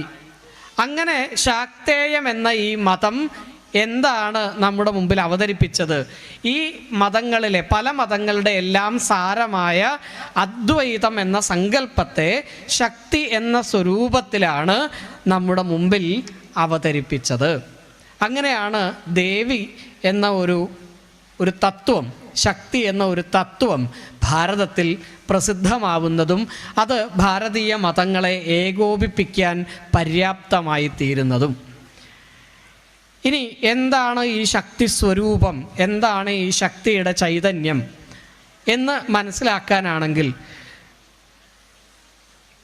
ഇപ്പോൾ ഇവിടെ വായിച്ച് സമർപ്പിച്ച ഈ ലളിതോപാഖ്യാനത്തിൽ അല്ലെങ്കിൽ ലളിതാ സഹസ്രനാമത്തിലെ പ്രസിദ്ധമായ ഒരു മന്ത്രമാണ് ചിദഗ്നികുണ്ഡ സംഭൂത എന്ന്. ചിദഗ്നികുണ്ഡ സംഭൂത. മഹായാഗക്രമാരാധ്യയാണ് ആ ദേവി എന്ന് പറഞ്ഞു. ദേവന്മാരും ബ്രഹ്മാവും വിഷ്ണുവും ഒക്കെ കൂടി മഹാദേവൻ്റെ അടുത്ത് എന്ന് പ്രാർത്ഥിച്ചപ്പോൾ അദ്ദേഹം പറഞ്ഞത്, നമുക്ക് എല്ലാവർക്കും കൂടി ചേർന്ന് ഒരു മഹായാഗം അനുഷ്ഠിക്കാം എന്ന്. ആ മഹായാഗത്തിൽ ഭഗവാന്റെ ചൈതന്യമാണ് അഗ്നി. ആ അഗ്നിയിലേക്ക് ഹോമദ്രവ്യമായി എല്ലാ ദേവന്മാരുടെയും ചൈതന്യത്തെയാണ് അർപ്പിച്ചത്. അങ്ങനെ ഈ ചൈതന്യങ്ങളെല്ലാം കൂടി, ചിത്ത് എന്നുള്ളതിന് ചൈതന്യം എന്നർത്ഥം, ഈ ചൈതന്യങ്ങളെല്ലാം കൂടി ഭഗവാന്റെ ചൈതന്യമാവുന്ന അഗ്നിയിലേക്ക് ചേർന്ന് ആ അഗ്നികുണ്ഡത്തിൽ നിന്ന് സംഭൂതയാണ് ദേവി. ചിദഗ്നികുണ്ഡ സംഭൂത എന്ന്. ഇത് മനസ്സിലാക്കണമെങ്കിൽ, എന്താണ് ഈ പറഞ്ഞതിൻ്റെ ആശയം എന്ന് മനസ്സിലാക്കണമെങ്കിൽ, അതിൻ്റെ താത്വികമായ വശം എന്താണെന്ന് മനസ്സിലാക്കണമെങ്കിൽ ഭാരതീയമായ ദർശനങ്ങളെക്കുറിച്ച് കൂടി നമുക്കൊരു അവബോധം ഉണ്ടാവേണ്ടതുണ്ട്. അതിൽ പ്രധാനമായിട്ട് സാഖ്യം, യോഗം എന്നിങ്ങനെ രണ്ട് ദർശനങ്ങൾ, രണ്ട് സിദ്ധാന്തങ്ങൾ നമുക്കുണ്ട്. അതിലെ സാഖ്യദർശനത്തിൻ്റെ അടിസ്ഥാന തത്വങ്ങൾ എന്ന് പറയുന്നത് 25 തത്വങ്ങളാണ്. സാഖ്യദർശനത്തിൻ്റെ അടിസ്ഥാന തത്വങ്ങൾ 25 തത്വങ്ങളാണ്. ഈ 25 തത്വങ്ങളിലാണ് സാഖ്യം എന്ന ഈ ദർശനം നിലനിൽക്കുന്നത്. അതിനെ വളർത്തിക്കൊണ്ടുവന്നിരിക്കുന്നത് ഈ 25 തത്വങ്ങളിലാണ്. ആ തത്വങ്ങൾ, ഈ 25 തത്വങ്ങളും കൂടി ചേർത്ത് പ്രകൃതി പുരുഷ തത്വം എന്ന്, പ്രകൃതി പുരുഷ സിദ്ധാന്തം എന്ന് സാഖ്യം നമ്മുടെ മുമ്പിൽ അവതരിപ്പിക്കുന്നു. എന്താണ് ഈ പ്രകൃതി പുരുഷ സിദ്ധാന്തം എന്ന് ചോദിച്ചാൽ, മനുഷ്യന് ഈ ലോകത്തിൽ ജീവിക്കുന്ന നമുക്കെല്ലാവർക്കും ആത്യന്തികമായി സത്യമെന്ന് പറയാവുന്നത് ദുഃഖങ്ങളാണ്. ദുഃഖമില്ലാത്ത ഒരു മനുഷ്യനും ഈ ലോകത്തുണ്ടാവില്ല, അല്ലേ? ശാശ്വതമായ ഒരു സത്യം എന്താണെന്ന് ചോദിച്ചാൽ അത് ദുഃഖമാണ്. നമുക്കൊക്കെ ആഗ്രഹം ദുഃഖങ്ങളില്ലാതെ ആവണം എന്നാണ്, സുഖമുണ്ടാവണമെന്നാണ് എല്ലാ മനുഷ്യൻ്റെയും ആഗ്രഹം. പക്ഷേ സുഖങ്ങളെക്കാൾ കൂടുതൽ ഒരു മനുഷ്യ ജീവിതത്തിൽ നമ്മൾ അനുഭവിക്കുന്നത് ദുഃഖങ്ങളാണ് താനും, ഇല്ലേ? ബുദ്ധൻ്റെയൊക്കെ അഭിപ്രായത്തിൽ ദുഃഖങ്ങളാണ് ശാശ്വതമായ സത്യം എന്നാണ് അദ്ദേഹം പറയുക. കാരണം മനുഷ്യ ജീവിതത്തിൽ ദുഃഖങ്ങൾ അനുഭവിക്കാത്തവരാരുമില്ല, എല്ലാവർക്കും ദുഃഖങ്ങളുണ്ട്. ഈ ദുഃഖങ്ങളൊക്കെ അനുഭവിച്ച് പല തരത്തിലുള്ള ദുഃഖങ്ങളും അനുഭവിച്ച് നമ്മളൊക്കെ വലഞ്ഞ് കഷ്ടപ്പെട്ട് അപ്പോഴാണ് നമ്മളൊക്കെ എന്ത് ചെയ്യുക, ഭഗവാന്റെ അടുത്തേക്ക് വരിക, ഇല്ലേ? സാന്ദർഭികമായിട്ട് പറഞ്ഞാൽ ഭാഗവതത്തിലെ ഒരു ആമുഖമായ ഒരു കഥ ഓർമ്മ വരും. കുന്തി ദേവിയുടെ ഒരു കഥയുണ്ട്. കുന്തി ദേവി യുദ്ധമെല്ലാം കഴിഞ്ഞ് പാണ്ഡവരൊക്കെ രാജാക്കന്മാരായി തീർന്നു. ഇതെല്ലാം കഴിഞ്ഞ് എല്ലാവരും സ്വസ്ഥരായിരിക്കുന്ന സമയത്ത് ഭഗവാൻ കുന്തിയുടെ അടുത്ത് എന്നിട്ട് ചോദിക്കും, ഇനി കുറേ നാളായി ദ്വാരകയിൽ നിന്ന് പോന്നിട്ട് ഞാനിനി കുറച്ച് നാൾ അങ്ങോട്ട് പൊയ്ക്കോട്ടെ, ഇവിടുത്തെ കാര്യങ്ങളെല്ലാം സമാപിച്ചല്ലോ, പാണ്ഡവരെല്ലാവരും വിജയിച്ചു, അവരെല്ലാവരും മരണമൊന്നുമില്ലാതെ പരിക്കൊന്നുമില്ലാതെ കൂടെയുണ്ട്, ഇനിയിപ്പോൾ എൻ്റെ ആവശ്യം കുറച്ച് നാളത്തേക്ക് ഇവിടെ ഉണ്ടാവില്ല, ഞാനൊന്ന് പോയിട്ട് വരട്ടെ എന്ന് ഭഗവാൻ കുന്തിയോട് ചോദിക്കുന്നുണ്ട്. അപ്പോൾ കുന്തി പറയുകയാണ്, പോകുന്നതിന് മുമ്പ് അങ്ങ് എനിക്കൊരു വരം തന്നിട്ട് വേണം പോവാൻ. ഭഗവാൻ അത്ഭുതം തോന്നി. കാരണം ഇനി എന്ത് വരമാണ് കുന്തിക്ക് കിട്ടാറുള്ളത്? 5 മക്കളും യാതൊരു പരിക്കും കൂടാതെ കൂടെയുണ്ട്, അവരുടെ ഭാര്യയും കൂടെയുണ്ട്. ഈ 5 മക്കളും ലോകത്തിൻ്റെ മുഴുവൻ അധിപന്മാരായി അശ്വമേധയാഗം ചെയ്ത് ചക്രവർത്തിമാരായി തീർന്നിരിക്കുന്നു. ശത്രുക്കളെന്ന് പറയാൻ പാണ്ഡവർക്ക് ഒരു ശത്രുവും ഇന്ന് ലോകത്ത് ജീവിച്ചിരിപ്പില്ല. ഇങ്ങനെയൊക്കെയുള്ള ഒരമ്മയ്ക്ക് ഇതിൽ കൂടുതൽ എന്താ ഒരു അനുഗ്രഹം വേണ്ടത്? എന്തായാലും അമ്മ ചോദിച്ചോളൂ, എന്ത് അനുഗ്രഹമായാലും ഞാൻ തരാമെന്ന് പറഞ്ഞു. അപ്പോൾ കുന്തി ചോദിക്കുകയാണ്, ഭഗവാനെ എനിക്ക് വിപദ സന്തു നശ്വൽ തത്ര തത്ര ജഗദ്ഗുരോ, ഭഗവാനെ എനിക്ക് കുറച്ച് ആപത്തുകൾ തരണം. വിപദ സന്തു, എനിക്ക് ആപത്തുകൾ വേണം അനുഗ്രഹമായിട്ട്, ആപത്തുകൾ വേണം. എങ്ങനെ? തത്ര തത്ര ജഗദ്ഗുരോ, അവിടെ ആയിട്ട് ജീവിതത്തിലെ ഇടയ്ക്കിടയ്ക്ക് ഓരോ ആപത്തുകൾ എനിക്ക് വരമായിട്ട് തരണം.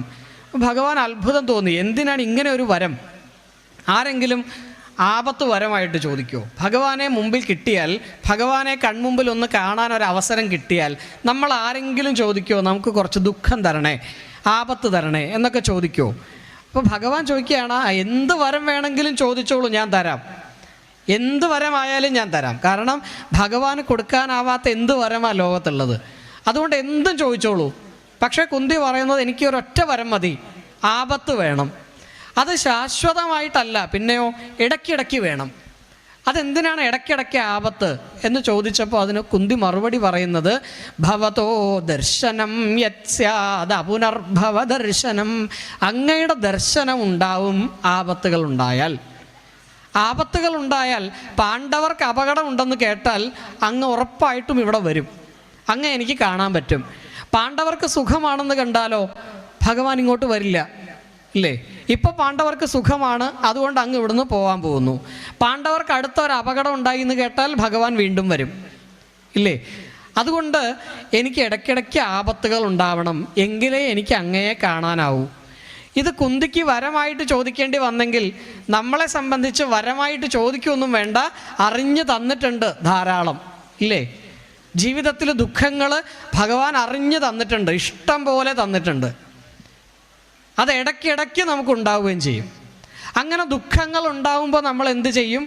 ദുഃഖങ്ങൾ ഉണ്ടാവുമ്പോൾ ഭഗവാന്റെ അടുത്തേക്ക് വരും, അമ്പലത്തിലേക്ക് വരും, പ്രാർത്ഥിക്കാനായിട്ട് ഇവിടെ വരും. അപ്പോൾ ഭഗവാന്റെ അനുഗ്രഹം വേണം, അതിനു വേണ്ട വഴിപാടുകളൊക്കെ നടത്തും. പറ്റുമെങ്കിൽ ഒരു ജ്യോതിഷനെ കാണും, അദ്ദേഹം പറയുന്നതനുസരിച്ചിട്ടുള്ള വഴിപാടുകളൊക്കെ നടത്തും.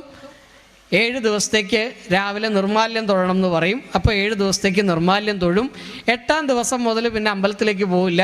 കാരണം എന്താ? 7 ദിവസം കൊണ്ട് എൻ്റെ ദുഃഖങ്ങളൊക്കെ മാറി, ഇല്ലേ? 7 ദിവസം കൊണ്ട് എൻ്റെ ദുഃഖങ്ങളൊക്കെ മാറി. പിന്നെ 8-ാം ദിവസം മുതൽ വീണ്ടും അമ്പലം വേണ്ട, പിന്നെ കുറച്ച് നാൾ നമുക്ക് തിരക്കായി. വീണ്ടും അടുത്ത ദുഃഖം വരുമ്പോഴാണ് ഓർമ്മ വരുന്നത്, വീണ്ടും അമ്പലത്തിലേക്ക് പോകണം. അപ്പോൾ ഭഗവാനെ ആവശ്യം വന്നു, വീണ്ടും അമ്പലത്തിലേക്ക് ചെന്നു. ഇങ്ങനെ ഇടയ്ക്കിടയ്ക്ക് ഈ ദുഃഖങ്ങൾ തന്നിരിക്കുന്നത് എന്തിനു വേണ്ടിയിട്ടാണ്? വീണ്ടും വീണ്ടും ഭഗവാന്റെ അടുത്തേക്ക് വരാൻ വേണ്ടിയിട്ടാണ്. നിങ്ങൾ ഇടയ്ക്കിടയ്ക്ക് എൻ്റെ അടുത്തേക്ക് വരണം, അതിനു വേണ്ടിയിട്ടാണ് ദുഃഖം. അങ്ങനെ ദുഃഖങ്ങളൊക്കെ ജീവിതത്തിൽ അടിക്കടി ഉണ്ടായി.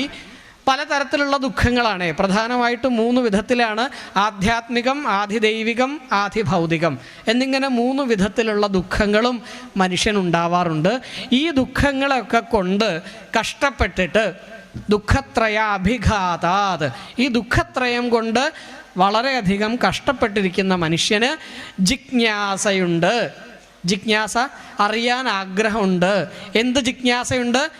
തദപഘാതകേ ഹേതൗ, ഈ ദുഃഖങ്ങൾ ഇല്ലാതെയാക്കാൻ എന്ത് ചെയ്യണം എന്നുള്ളതിനെക്കുറിച്ച് ജിജ്ഞാസയുണ്ട്.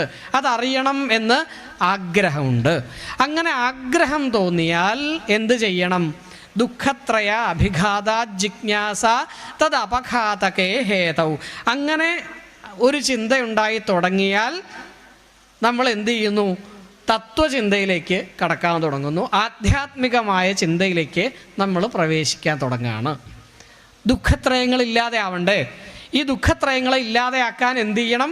ആധ്യാത്മികമായ ചിന്തയാണ് അതിനുള്ള പ്രതിവിധി. ആധ്യാത്മികമായ ചിന്തയിൽ എന്താ നമുക്ക് കണ്ടെത്തേണ്ടത്? വ്യക്ത അവ്യക്തജ്ഞ വിജ്ഞാനാത്. ഈ ദുഃഖങ്ങൾ ഇല്ലാതെയാക്കാനുള്ള വഴി എന്താണ്? വ്യക്ത അവ്യക്തജ്ഞ വിജ്ഞാനാത്. ഈ 3 വിഷയങ്ങളെ അറിയണം, വിജ്ഞാനം ഉണ്ടാവണം. എന്തൊക്കെയാ 3 വിഷയങ്ങൾ? വ്യക്തം, അവ്യക്തം, ജ്ഞഃ. ഇത് 3 അറിയണം. അപ്പോൾ ഇത് 3 എന്താണെന്ന് മനസ്സിലാവണം. എന്താണ് വ്യക്തം, എന്താണ് അവ്യക്തം, എന്താണ് ജ്ഞൻ? ഇത് 3 എന്താണെന്ന് അറിയണം. വ്യക്തം എന്ന വാക്കിൻ്റെ അർത്ഥം നമുക്കറിയാം ഇല്ലേ? വ്യക്തമായിട്ട് പറയുക എന്ന് വെച്ച് കഴിഞ്ഞാലോ, നന്നായിട്ട് മനസ്സിലാവുന്ന രീതിയിൽ പറയുന്നതിനെയാണ് വ്യക്തം എന്ന് പറയുക.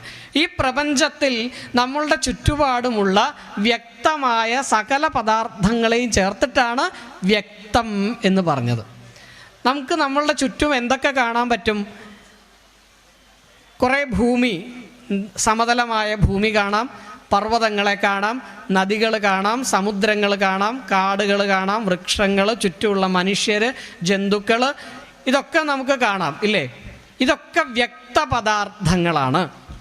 ഈ വ്യക്തപദാർത്ഥങ്ങളെക്കുറിച്ച് നല്ല അറിവുണ്ടാവുക, വ്യക്തപദാർത്ഥങ്ങളെക്കുറിച്ച്. അടുത്തത്, ഈ വ്യക്തത്തിനൊക്കെ കാരണമായിട്ടിരിക്കുന്ന അവ്യക്ത പദാർത്ഥങ്ങൾ എന്തൊക്കെയാണെന്ന് അറിയുക. അതാണ് രണ്ടാമത്തേത്, അവ്യക്ത പദാർത്ഥങ്ങൾ. ഈ അവ്യക്ത പദാർത്ഥങ്ങളെയും വ്യക്തപദാർത്ഥങ്ങളെയും കുറിച്ച് അറിഞ്ഞാൽ അടുത്ത മൂന്നാമത്തേത് ജ്ഞഃ. ഈ അറിയുന്ന ഞാൻ ആരാണെന്ന് കൂടി മനസ്സിലാക്കുക എന്നുള്ളതാണ് മൂന്നാമത്തെ ഘട്ടം. ഇത് 3-നെക്കുറിച്ചും അറിഞ്ഞു കഴിഞ്ഞാൽ ഈ ദുഃഖത്രയങ്ങളെ നമുക്ക് ഇല്ലാതെയാക്കാം, അല്ലെങ്കിൽ അതിൽ നിന്ന് മറികടക്കാം എന്നാണ് സാഖ്യം നമ്മളോട് ഉപദേശിക്കുന്നത്. അതിനുള്ള വഴി എന്താ? ഈ 3-നെക്കുറിച്ചും അറിയുക, വ്യക്തത്തെയും അവ്യക്തത്തെയും അതിന് കാരണക്കാരനായിരിക്കുന്ന അവനവനെ തന്നെയും അറിയുക എന്നുള്ളതാണ് അതിന് പ്രതിവിധി. അതിലെ വ്യക്തം എന്നുള്ളത് കാര്യരൂപമാണ്, അവ്യക്തം അതിൻ്റെ കാരണരൂപമാണ്. വ്യക്തം കാര്യമാണ്, അവ്യക്തം അതിൻ്റെ കാരണമാണ്. കാര്യം കാരണം എന്ന് പറഞ്ഞാൽ മനസ്സിലാവുമല്ലോ. കാര്യം എന്ന് വെച്ചാൽ ഉണ്ടായത് എന്നർത്ഥം. കാരണം, ആ ഉണ്ടാവാൻ കാരണമായിട്ടുള്ളത് പദാർത്ഥം എന്താണോ അത്. കുടം ഉണ്ടാക്കുന്നു. കുടം ഉണ്ടാക്കുന്നത് കൊണ്ട് കുടം എന്ന് പറയുന്നത് കാര്യമാണ്. അതിൻ്റെ കാരണം എന്താ? മണ്ണാണ്. മണ്ണ് കൊണ്ടാണ് കുടം ഉണ്ടാക്കുന്നത് എന്നുള്ളത് കൊണ്ട് മണ്ണ് കാരണം, കുടം കാര്യം. സ്വർണ്ണമാല, മാല എന്ന് പറയുന്നത് കാര്യമാണ്, ഉണ്ടാക്കുന്നതാണ്. അതിൻ്റെ കാരണം സ്വർണ്ണമാണ്. സ്വർണം എന്ന കാരണം കൊണ്ട് ഉണ്ടാക്കുന്നതാണ് കാര്യമായ മാല, വള മുതലായവ. അപ്പോൾ കാര്യം എന്ന് പറയുന്നത് ഉണ്ടാക്കിയതാണ്. ഇപ്പോൾ നമുക്ക് ചുറ്റും കാണുന്ന ഈ വ്യക്തമായ പ്രപഞ്ചമാണ്. അതിൻ്റെ കാരണം എന്താണെന്നുള്ളതാണ് അടുത്ത വിഷയം. അതിൻ്റെ കാരണം എന്താണ്? മൂലപ്രകൃതി. അതിൻ്റെ കാരണം മൂലപ്രകൃതിയാണ്. മൂലപ്രകൃതി രവികൃതി മഹദാദ്യാഹ പ്രകൃതി വികൃതയാഹ സപ്ത. മൂലപ്രകൃതി അവികൃതി. അതിൻ്റെ കാരണം എന്താ? ഈ വ്യക്തമായ പ്രപഞ്ചത്തിൻ്റെ കാരണം മൂലപ്രകൃതിയാണ്. മൂലപ്രകൃതി. ഈ മൂലപ്രകൃതി എന്ന് പറയുന്നത് എന്താ? അവികൃതി, ഒരു മാറ്റവുമില്ലാത്ത എന്താണോ അതാണ് മൂലപ്രകൃതി. കുടമായിട്ടും കലമായിട്ടും മാറ്റങ്ങൾ ഉണ്ടാവുന്നത് കാര്യത്തിനാണ്. കാരണമായ മണ്ണിന് ഒരു മാറ്റവുമില്ല. മാല, വള, കമ്മൽ തുടങ്ങിയ ആഭരണങ്ങൾക്ക്, കാര്യങ്ങൾക്ക് മാറ്റമുണ്ട്. കാരണമായ സ്വർണം ഒന്നേ ഉള്ളൂ. അതേപോലെ ഈ വ്യക്തപ്രപഞ്ചത്തിൽ പലതായിട്ട് കാണുന്നതിൻ്റെ കാരണം ഒന്നാണ്. അതാണ് മൂലപ്രകൃതി. മൂലപ്രകൃതി. ആ മൂലപ്രകൃതിക്ക് യാതൊരു മാറ്റങ്ങളുമില്ല, അവികൃതിയാണ്. യാതൊരു മാറ്റങ്ങളും ഇല്ലാത്തതാണ് മൂലപ്രകൃതി. ആ മൂലപ്രകൃതിയെ തന്നെയാണ് വേദാന്തം മായ എന്ന് വിളിച്ചത്. മായ എന്ന് വിളിച്ചത്. അത് ജഡമാണ്. അതിന് സൃഷ്ടിക്കാനുള്ള കഴിവില്ല. മൂലപ്രകൃതിക്ക് സൃഷ്ടിക്കാനുള്ള കഴിവില്ല. മണ്ണിന് സൃഷ്ടിക്കാനുള്ള കഴിവില്ല. മണ്ണ് തന്നെത്താനെ കുഴച്ചുരുണ്ട് കുടം പോലെ ആവുമോ? ഇല്ല. സ്വർണം തന്നെത്താനെ മാലയുടെ രൂപത്തിലാവുമോ? ഇല്ല. അപ്പോൾ എന്തു വേണം? അതിനെ ആ രൂപത്തിലാക്കാനുള്ള ഒരു നിമിത്ത കാരണം വേണം. ഒരു നിമിത്ത കാരണം വേണം. കുടമുണ്ടാക്കുന്ന ഒരാൾ, മാല ഉണ്ടാക്കുന്ന ഒരാൾ, അങ്ങനെ കർത്താവായിട്ട് നിമിത്ത കാരണമായിട്ട് ഒരാളുണ്ടാവണം. അങ്ങനെയുള്ള ഒരാളെയാണ് ജ്ഞഃ, പുരുഷൻ എന്ന് പറയുക. ഈ പുരുഷൻ്റെ സ്വഭാവം എന്താണ്? അദ്ദേഹം ചൈതന്യം ഉള്ളയാളാണ്. ചൈതന്യമുള്ളയാളാണ്. ബ്രഹ്മത്തെക്കുറിച്ച് പ്രസിദ്ധമായ നിർവചനം എന്താ? ബ്രഹ്മത്തിൻ്റെ സ്വരൂപ ലക്ഷണം എന്ന് പറയുന്നത് എന്താ? സച്ചിദാനന്ദം ബ്രഹ്മ എന്നാണ്. സച്ചിദാനന്ദം ബ്രഹ്മ. ബ്രഹ്മം എന്താണെന്നുള്ള ചോദ്യത്തിന് ഏറ്റവും പ്രധാനപ്പെട്ട ഉത്തരം സച്ചിദാനന്ദം ബ്രഹ്മ എന്നാണ്. സത്ത്, ചിത്ത്, ആനന്ദം ബ്രഹ്മ. അത് സത്താണ്. മൂന്ന് കാലത്തും നിലനിൽക്കുന്നതാണ് ബ്രഹ്മം. ചിത്താണ്, ചൈതന്യമുള്ളതാണ്, ജ്ഞാനം ഉള്ളതാണ്, അറിവുള്ളതാണ്, ചൈതന്യവത്താണ് ആ ബ്രഹ്മം. അപ്പോൾ ഈ പുരുഷൻ എന്ന് പറയുന്നയാൾ ചൈതന്യവാനാണ്, അറിവുള്ളവനാണ്, വിശേഷമായ ജ്ഞാനമുള്ളവനാണ്, ചൈതന്യമുള്ള പുരുഷൻ. അങ്ങനെയുള്ള പുരുഷൻ ഈ മൂലപ്രകൃതിയോട്, ജഡമായ മൂലപ്രകൃതിയോട് ചേരുമ്പോൾ, കാരണത്തോട് ചേരുമ്പോൾ, ആ കാരണത്തിൽ നിന്ന് സൃഷ്ടികൾ ഉണ്ടാവാൻ തുടങ്ങും. കാരണം ചൈതന്യത്തോട് കൂടിയതാവും. അങ്ങനെ ചൈതന്യമുള്ളതായി തീരുമ്പോൾ അതിൽ നിന്ന് സൃഷ്ടികൾ ഉണ്ടാവുന്നു.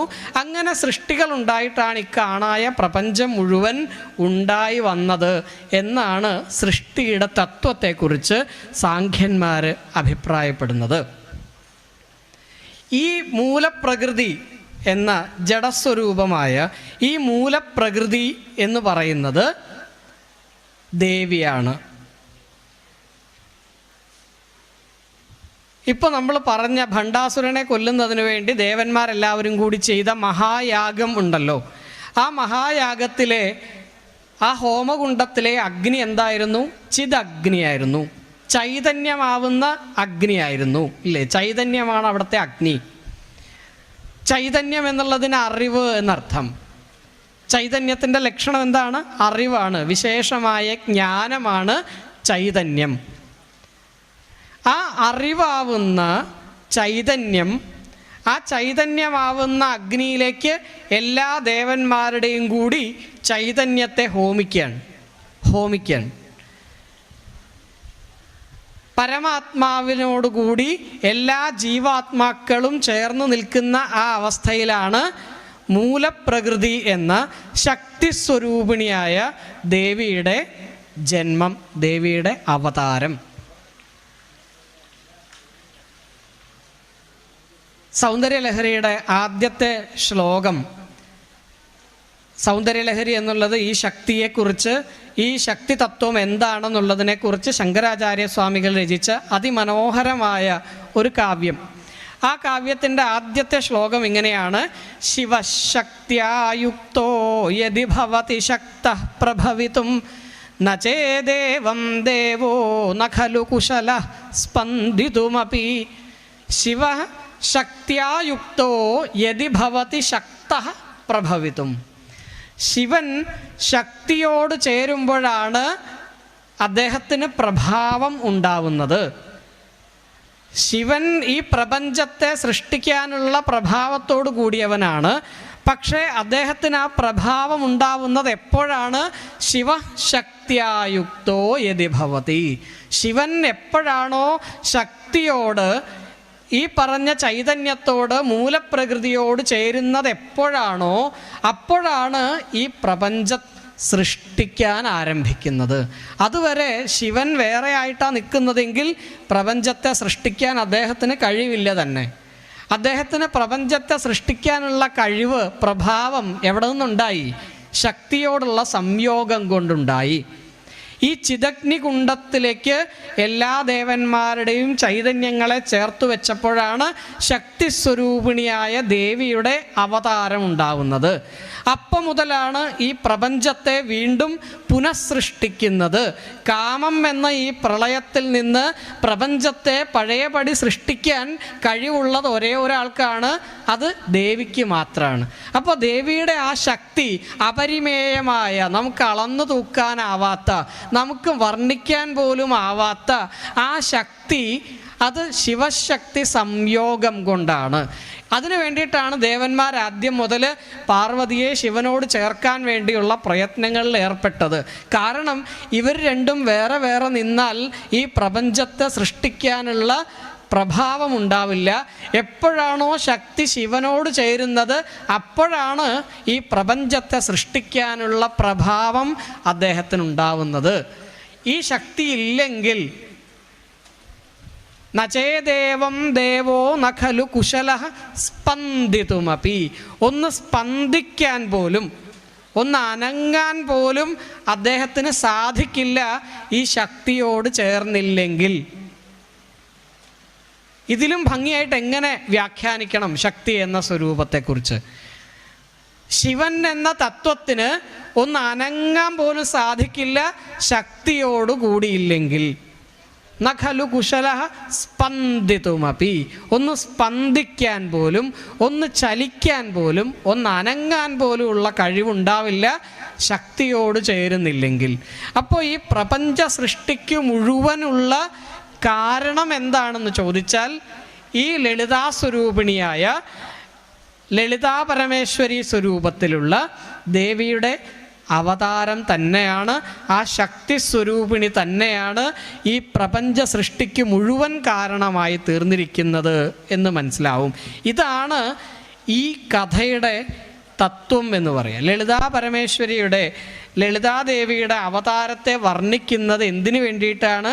ലളിതാദേവിയുടെ അവതാരമാണ് ഈ പ്രപഞ്ചത്തിൻ്റെ മുഴുവൻ സൃഷ്ടിക്ക് കാരണമായി തീർന്നത് എന്ന് വർണ്ണിക്കാൻ വേണ്ടിയാണ് ഈ കഥ നമ്മുടെ മുമ്പിൽ അവതരിപ്പിച്ചത്. ഈ ലളിതാ പരമേശ്വരിയുടെ തത്വം എന്താണെന്ന് കൂടി വ്യാഖ്യാനിച്ചിട്ട് എൻ്റെ ഈ വിഷയത്തെ ഉപസംഹരിക്കാം.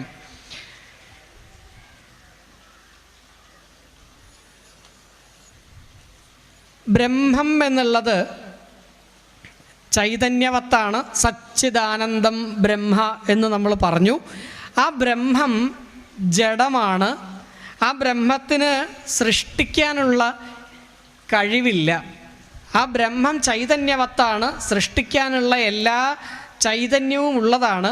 പക്ഷേ അതിന് സൃഷ്ടിക്കണമെങ്കിൽ എന്തു വേണം? ശക്തിയുടെ സാന്നിധ്യം വേണം എന്നാണ് പറഞ്ഞത്, ഇല്ലേ? ലളിതാ സഹസ്രനാമത്തിലെ പ്രസിദ്ധമായൊരു മന്ത്രമാണ് ഇച്ഛാശക്തി, ജ്ഞാനശക്തി, ക്രിയാശക്തി സ്വരൂപിണി എന്ന്. ഈ മൂന്ന് ശക്തികളും ദേവിയുടെ സാമീപ്യത്തിലാണ് ബ്രഹ്മത്തിലുണ്ടായത്.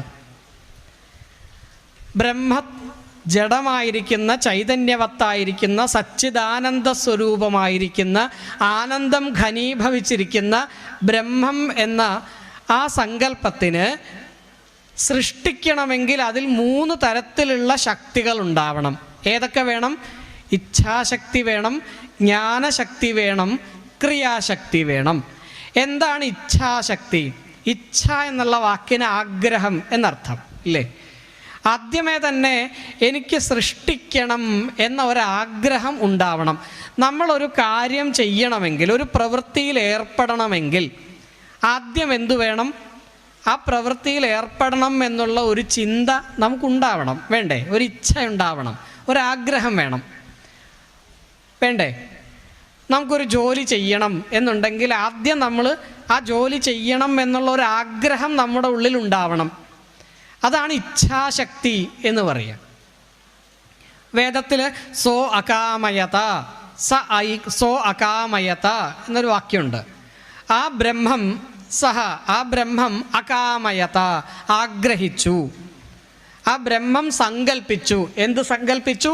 ഈ പ്രപഞ്ചത്തെ സൃഷ്ടിക്കണം എന്ന് സങ്കൽപ്പിച്ചു. ഇത് ദേവിയോടുള്ള ചേർച്ചയിൽ, ശക്തിയോടുള്ള ചേർച്ചയിലെ ആദ്യത്തെ സ്പന്ദനമാണ് ഈ ഇച്ഛ. അതുവരെ ബ്രഹ്മം ഒന്നുമില്ലാതിരിക്കുകയായിരുന്നു. നാരായണീയത്തിലെ 5-ാമത്തെ ദശകത്തിൽ തുടക്കത്തിലെ ശ്ലോകം തന്നെ വർണ്ണിക്കും. നാ അസദാസീൻ നോ സദാസീത് തദാനീം എന്ന് പറഞ്ഞാൽ തുടങ്ങുക തന്നെ. നാ അസദാസീത് നോ സദാസീത് തദാനീം. ഈ പ്രപഞ്ച സൃഷ്ടിക്ക് മുൻപത്തെ അവസ്ഥ എന്തായിരുന്നു? അപ്പോൾ സത്തും ഉണ്ടായിരുന്നില്ല, അസത്തും ഉണ്ടായിരുന്നില്ല, രാത്രിയും ഉണ്ടായിരുന്നില്ല, പകലും ഉണ്ടായിരുന്നില്ല എന്നിങ്ങനെ ദ്വന്ദ്വങ്ങളൊന്നും ഇല്ലാതിരുന്ന ഒരവസ്ഥയായിരുന്നു ഇതിനു മുമ്പുണ്ടായിരുന്നത്. അത് നമുക്ക് സങ്കല്പിക്കാൻ തന്നെ ബുദ്ധിമുട്ടാണ്. രാത്രിയും പകലും ഇല്ലാത്ത, സുഖദുഃഖങ്ങളില്ലാത്ത, സത്തും അസത്തുമില്ലാത്ത, ഇതൊന്നുമില്ലാത്ത ഒരു കാലം, ഒരു ഭൂമി അല്ലെങ്കിൽ ഒരു പ്രപഞ്ചം, ഇങ്ങനെയൊക്കെ ചിന്തിക്കാൻ തന്നെ ബുദ്ധിമുട്ടാണ്. നമ്മളുടെയൊക്കെ ബുദ്ധിക്ക് എത്തിച്ചേരാൻ തന്നെ ബുദ്ധിമുട്ടാണ്. അങ്ങനെയുള്ള ഒരവസരത്തിൽ, അങ്ങനെയുള്ള ഒരു സമയത്താണ് ബ്രഹ്മത്തിലെ ആദ്യത്തെ സ്പന്ദനം ഉണ്ടാവുന്നത്. സോ അകാമയത, അദ്ദേഹത്തിന് ആഗ്രഹമുണ്ടായി, സൃഷ്ടിക്കണം എന്ന ആഗ്രഹമുണ്ടായി. അപ്പോൾ ദേവിയുടെ ആദ്യത്തെ ശക്തിയുടെ പ്രവർത്തനമാണത്, ഇച്ഛാശക്തിയുടെ പ്രവർത്തനമാണ്. രണ്ടാമത്തെ ശക്തി എന്താണ്? ജ്ഞാനശക്തിയാണ്. അങ്ങനെ ആഗ്രഹിച്ചാൽ മാത്രം പോരാ, ഈ ആഗ്രഹിച്ചു കഴിഞ്ഞാൽ അത് ചെയ്യണമെങ്കിൽ അതിനെക്കുറിച്ചുള്ള അറിവുണ്ടാവണം. നമുക്ക് ഉച്ചക്കത്തേക്ക് ഭക്ഷണം ഉണ്ടാക്കണം എന്നൊരു ചിന്ത ഉണ്ടായി. 11 മണി ആയപ്പോഴേക്കും നമ്മൾ വിചാരിക്കുകയാണ് ഉച്ചക്കത്തേക്ക് ചോറ് വെക്കണം എന്ന ചിന്തയുണ്ടായി. ചിന്തയുണ്ടായാൽ മാത്രം മതിയോ? എങ്ങനെ ചോറ് വെക്കണം എന്നറിയണ്ടേ? എങ്ങനെയാണ് ചോറ് വെക്കേണ്ടതെന്ന് അറിയാത്ത ഒരാൾക്ക് ആഗ്രഹമുണ്ടായാൽ ചോറുണ്ടാവുമോ? ഇല്ല. രണ്ടാമത്തേത് ജ്ഞാനശക്തിയാണ്. അതിനെക്കുറിച്ചുള്ള അറിവുണ്ടാവണം. അരി വേണമെന്നും, അരി കഴുകണമെന്നും, അരി കഴുകി വെള്ളത്തിലിട്ട് തിളപ്പിക്കണമെന്നും, അത് ഇത്ര നേരം തിളച്ച് കഴിയുമ്പോഴാണ് വേവുന്നതെന്നും ഒക്കെയുള്ള അറിവുണ്ടായാലേ ചോറുണ്ടാക്കാൻ പറ്റൂ. രണ്ടാമത്തെ ദേവിയുടെ ശക്തിയുടെ പ്രവർത്തനമാണ് ജ്ഞാനശക്തി. ഈ പ്രപഞ്ചത്തെ സൃഷ്ടിക്കണമെങ്കിൽ പ്രപഞ്ചത്തെക്കുറിച്ചുള്ള അറിവുണ്ടാവണം, വേണ്ടേ? ഈ പ്രപഞ്ചത്തിലുള്ള വസ്തുക്കൾ എന്താണെന്നും ആ വസ്തുക്കളുടെയൊക്കെ സ്വഭാവം എന്താണെന്നും അതെങ്ങനെയാണ് സൃഷ്ടിക്കപ്പെടുന്നതെന്നും സൃഷ്ടിക്കപ്പെട്ടാൽ അതൊക്കെ എത്ര കാലം നിലനിൽക്കുമെന്നും ഇത് എത്ര കാലം നിലനിന്ന് കഴിഞ്ഞാൽ ഇത് നശിക്കുന്നത് എങ്ങനെയാണെന്നും തുടങ്ങി ഈ പ്രാപഞ്ചിക വസ്തുക്കളെക്കുറിച്ചുള്ള മുഴുവൻ അറിവും ഉണ്ടാവണം, വേണ്ടേ? ഈ മുഴുവൻ അറിവും ആരുടെ കഴിവ് കൊണ്ടാണ്? ദേവിയുടെ കഴിവ് കൊണ്ടാണ്, ജ്ഞാനശക്തി കൊണ്ടാണ് ഉണ്ടാവുക. രണ്ടാമത്തെ ദേവിയുടെ ശക്തി ജ്ഞാനശക്തിയാണ്. അതിനെ ദർശനങ്ങളിൽ ഇങ്ങനെയാണ് പറയും, ന്യായത്തിൽ പറയും, ഉപാദാനഗോചര അപരോക്ഷജ്ഞാന ചികീർഷ കൃതിമത്വം തത്വം എന്നാണ് കാരണത്തെക്കുറിച്ചുള്ള അവരുടെ ചിന്ത. ഉപാദാനഗോചര അപരോക്ഷജ്ഞാനം, ഉപാദാനമായിട്ടുള്ള വസ്തു. ഇപ്പോൾ കുടമുണ്ടാക്കണമെങ്കിൽ എന്തറിയണം? മണ്ണിനെക്കുറിച്ച് അറിയണം, ഇല്ലേ? മണ്ണ് എങ്ങനെയുള്ള മണ്ണായിരിക്കണം, ആ മണ്ണിന് പശപ്പുണ്ടായിരിക്കണോ വേണ്ടയോ, എത്ര പശപ്പ്, കൂടുതലായാൽ കുഴപ്പമാണ്, കുറച്ച് പോയാൽ കുഴപ്പമാണ്, ആ മണ്ണിനകത്ത് എത്ര വെള്ളം ചേർക്കണം, ആ വെള്ളം ചേർത്തിട്ട് എങ്ങനെയൊക്കെയാണ് ഉണ്ടാക്കേണ്ടതെന്നുള്ളതിനെക്കുറിച്ച് പ്രത്യക്ഷമായ അറിവുണ്ടാവണം. പറഞ്ഞു കേട്ട അറിവ് പോരാ, ചെയ്ത് പ്രാക്ടീസ് ഉണ്ടാവണം, വേണ്ടേ? അങ്ങനെയുള്ള അറിവിനെയാണ് എന്തു പറയുക? ജ്ഞാനശക്തി എന്ന് പറയുക. ജ്ഞാനശക്തി ദേവിയുടെ രണ്ടാമത്തെ ശക്തി എന്ന് പറയുന്നത് ജ്ഞാനശക്തിയാണ്. ഇച്ഛാശക്തി, ജ്ഞാനശക്തി. ഇത് കഴിഞ്ഞാൽ മൂന്നാമത്തേതാണ് ക്രിയാശക്തി. ഇങ്ങനെ മൂന്നാമതായിട്ടാണ് ഈ ബ്രഹ്മം എന്ത് ചെയ്യാൻ തുടങ്ങിയത്? ശിവൻ്റെ സ്വരൂപത്തിലിരിക്കുന്ന ആ ബ്രഹ്മം ശക്തിയോട് ചേർന്ന് ആദ്യം ഇച്ഛാശക്തി ഉണ്ടായി, പ്രപഞ്ചത്തെ സൃഷ്ടിക്കണമെന്ന ആഗ്രഹമുണ്ടായി. രണ്ടാമതായി അതിനെക്കുറിച്ചുള്ള അറിവ് അദ്ദേഹത്തിനുണ്ടായി. മൂന്നാമതായി പ്രയത്നിക്കാൻ തുടങ്ങി. ഈ പ്രപഞ്ചത്തെ സൃഷ്ടിക്കാൻ അദ്ദേഹം ആരംഭിച്ചു. ക്രിയാശക്തി. നേരത്തെ പറഞ്ഞതുപോലെ അരി കഴുകിയിടാൻ തുടങ്ങി സൃഷ്ടിക്കാൻ വേണ്ടി. ഇത് മൂന്നും ദേവിയുടെ ശക്തി കൊണ്ടാണ് ഈ ശിവനിൽ ഉണ്ടായത്. നമുക്കിപ്പോൾ ത്രിമൂർത്തികളെക്കുറിച്ച് അറിയാം. ബ്രഹ്മാവ് സൃഷ്ടിക്കലാണ് അദ്ദേഹത്തിൻ്റെ ധർമ്മം.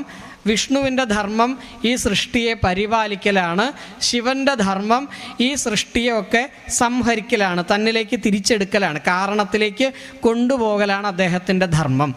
ഈ ത്രിമൂർത്തികൾക്ക് അവരുടെ ധർമ്മം ചെയ്യണമെങ്കിൽ ഈ ശക്തി കൂടെ ഉണ്ടാവണം. ഇച്ഛാശക്തി വേണം, ജ്ഞാനശക്തി വേണം, ക്രിയാശക്തി വേണം. ഇത് ശക്തി സ്വരൂപിണിയായ ദേവിയുടെ സഹായത്തോടു കൂടിയേ സാധിക്കൂ. അപ്പോൾ സാഖ്യത്തിൽ മൂലപ്രകൃതി എന്ന് വിളിച്ച അങ്ങനെ അവതരിപ്പിച്ച ആ തത്വത്തിന്, ശക്തി എന്ന ആ തത്വത്തിന് അതുണ്ടെങ്കിലേ ഈ ത്രിമൂർത്തികൾക്കും കൂടി പ്രവർത്തിക്കാൻ സാധിക്കുള്ളൂ. ഇങ്ങനെയാണ് ഈ പല മതങ്ങളായി തിരിഞ്ഞു നിന്നിരുന്ന ശൈവമതത്തിൽ ശിവനാണ് ഏറ്റവും പ്രധാന ദേവത, മറ്റ് ദേവതകളൊക്കെ അദ്ദേഹത്തിന് താഴെയാണെന്നുള്ള അവകാശവാദം. വൈഷ്ണവ മതത്തിൽ വിഷ്ണുവാണ് ഏറ്റവും പ്രധാന ദേവത, മറ്റ് ദേവതകളൊക്കെ അതിന് താഴെയാണെന്നായിരുന്നു അവരുടെ അവകാശവാദം.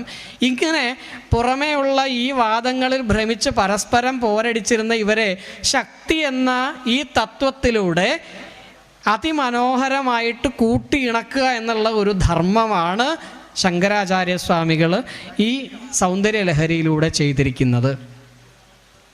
ശക്തിയില്ലാതെ ഇവർക്ക് ആർക്കും നിലനിൽപ്പില്ല. ബ്രഹ്മാവിന് അദ്ദേഹത്തിൻ്റെ കർമ്മം ചെയ്യണമെങ്കിൽ ശക്തിയുടെ സഹായം വേണം, വിഷ്ണുവിന് അദ്ദേഹത്തിൻ്റെ കർമ്മം ചെയ്യണമെങ്കിൽ ശക്തിയുടെ സഹായം വേണം, ശിവന് അദ്ദേഹത്തിൻ്റെ കർമ്മം ചെയ്യണമെങ്കിൽ ശക്തിയുടെ സഹായം വേണം. ഈ മൂന്ന് പേരെയും അവരുടെ കർമ്മങ്ങളിൽ ഏർപ്പെടാൻ സഹായിക്കുന്നത് ഈ ശക്തി എന്ന ദേവിയുടെ ചൈതന്യമാണ്. ഇങ്ങനെ പല മതങ്ങളെ ഏകോപിപ്പിക്കുന്ന, ഒരുമിച്ചാക്കുന്ന ഒരു പ്രധാനപ്പെട്ട ധർമ്മം കൂടിയാണ് ശങ്കരാചാര്യർ തൻ്റെ സൗന്ദര്യലഹരിയിൽ വിഭാവനം ചെയ്യുന്നത്.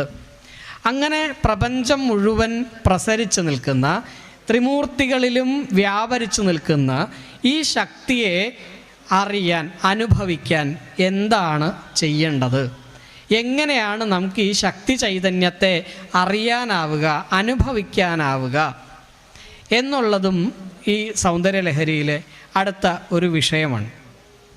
ആ വിഷയം ദീർഘമായൊരു വിഷയമാണ്. എനിക്ക് ശേഷമുള്ള പ്രഭാഷകൻ എത്തിച്ചേർന്നിട്ടുണ്ട്. അദ്ദേഹത്തിൻ്റെ സമയത്തെ അപഹരിക്കാതെ തന്നെ എങ്ങനെയാണ് ഈ ശക്തി ചൈതന്യത്തെ അറിയേണ്ടത്, അതറിയുന്നതിനു വേണ്ടിയാണ് യോഗം എന്ന ഒരു ശാസ്ത്രത്തെ അവതരിപ്പിച്ചിരിക്കുന്നത്. യോഗശാസ്ത്രത്തിൽ 6 ചക്രങ്ങളെക്കുറിച്ച് പരാമർശമുണ്ട്. ലളിതാ സഹസ്രനാമത്തിലുണ്ട്.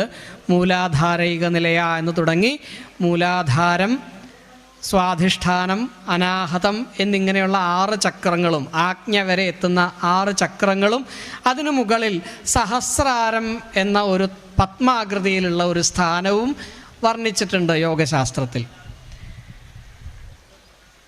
ദേവിയെ ആരാധിക്കാൻ പല മാർഗങ്ങളും ഭാരതത്തിലുണ്ടായിട്ടുണ്ട്. കൗളാചാരം എന്നും സമയാചാരം എന്നൊക്കെ പല മാർഗങ്ങളും അവതരിപ്പിച്ചിട്ടുണ്ട്. അതിലെ ഏറ്റവും വിശിഷ്ടമായ ഒരാചാരം സമയാചാരം എന്നുള്ളതാണ്.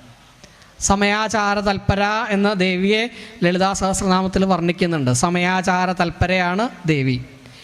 സമയാചാരത്തിൽ എന്താ ചെയ്യേണ്ടത്?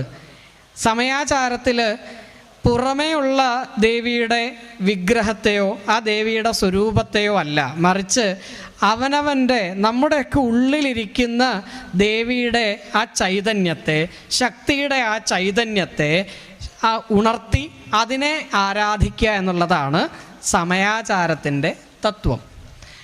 അതിലാണ് യോഗശാസ്ത്രം ഈ 6 ചക്രങ്ങളെ വർണ്ണിച്ചിരിക്കുന്നത്. നമ്മുടെയൊക്കെ ഉള്ളിൽ ഈ ചൈതന്യം, സുഷുമ്ന എന്ന പ്രസിദ്ധമായ ഒരു നാഡിയുണ്ടല്ലോ, ഈ നാഡിയുടെ ഏറ്റവും അടിയിൽ മൂലാധാരം എന്ന് വിളിക്കുന്ന ബിന്ദുരൂപമായ ഒരു പ്രദേശത്ത് കുളകുണ്ടാലയ എന്ന് വർണ്ണിക്കുന്നത് പോലെ ചുരുങ്ങി ഒതുങ്ങി ഒരു ബിന്ദു രൂപത്തിലിരിക്കുകയാണ് ഈ ചൈതന്യം. ദേവിയുടെ ഈ ചൈതന്യം, ശക്തിയുടെ ഈ ചൈതന്യം സുഷുമ്നയുടെ ഏറ്റവും അടിയിൽ ഒരു ബിന്ദു രൂപത്തിൽ, നമുക്ക് കാണാൻ പോലും പറ്റാത്തത്ര ചെറിയ സ്വരൂപത്തിൽ ഒരു പാമ്പ് ചുരുണ്ടുകൂടി കിടക്കുന്നത് പോലെ ചുരുണ്ടുകൂടി കിടക്കുകയാണ്. കുളകുണ്ടാലയ ആ കുളകുണ്ടം എന്ന പ്രദേശത്ത് മൂലാധാരത്തിൽ ഒതുങ്ങിയിരിക്കുകയാണ് ആ ചൈതന്യം. ആ ചൈതന്യത്തെ തപസ്സുകൊണ്ട്, ധ്യാനം കൊണ്ട്, ഈ ധ്യാനത്തിലേക്ക് എത്തിച്ചേരണമെങ്കിൽ പല വഴികളുണ്ട്. അതിനാദ്യം യമങ്ങൾ അനുഷ്ഠിക്കണം, നിയമങ്ങൾ അനുഷ്ഠിക്കണം. ഈ യമനിയമം, പ്രാണായാമം, ആസനം, പ്രത്യാഹാരം, ധാരണ എന്നിങ്ങനെയുള്ള മാർഗങ്ങളിലൂടെ, അപ്പോൾ അതിനാദ്യം എന്തു വേണം?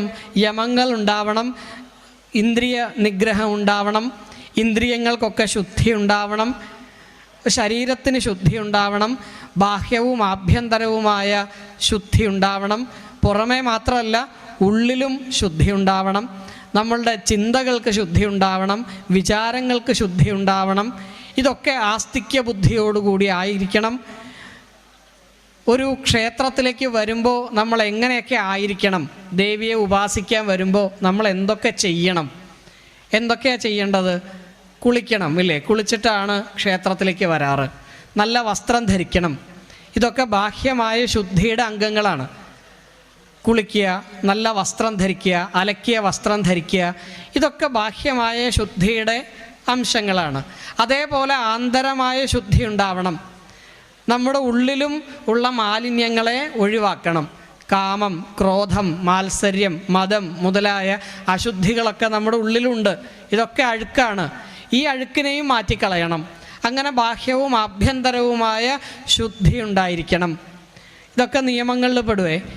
ഇങ്ങനെ നിയമങ്ങളൊക്കെ പാലിച്ച്, പിന്നെയോ ഇന്ദ്രിയങ്ങളെയൊക്കെ, ഇപ്പോൾ ഇന്ദ്രിയങ്ങളൊക്കെ പുറമേക്ക് നോക്കിയിരിക്കല്ലേ. നമ്മുടെ കണ്ണ് പുറത്തുള്ള കാഴ്ചകളെയൊക്കെ കാണും, ചെവി പുറത്തുള്ള ശബ്ദങ്ങളെയൊക്കെ കേൾക്കും, നാക്ക് പുറത്തുള്ള സ്വാദുകളെയൊക്കെ ആസ്വദിക്കും.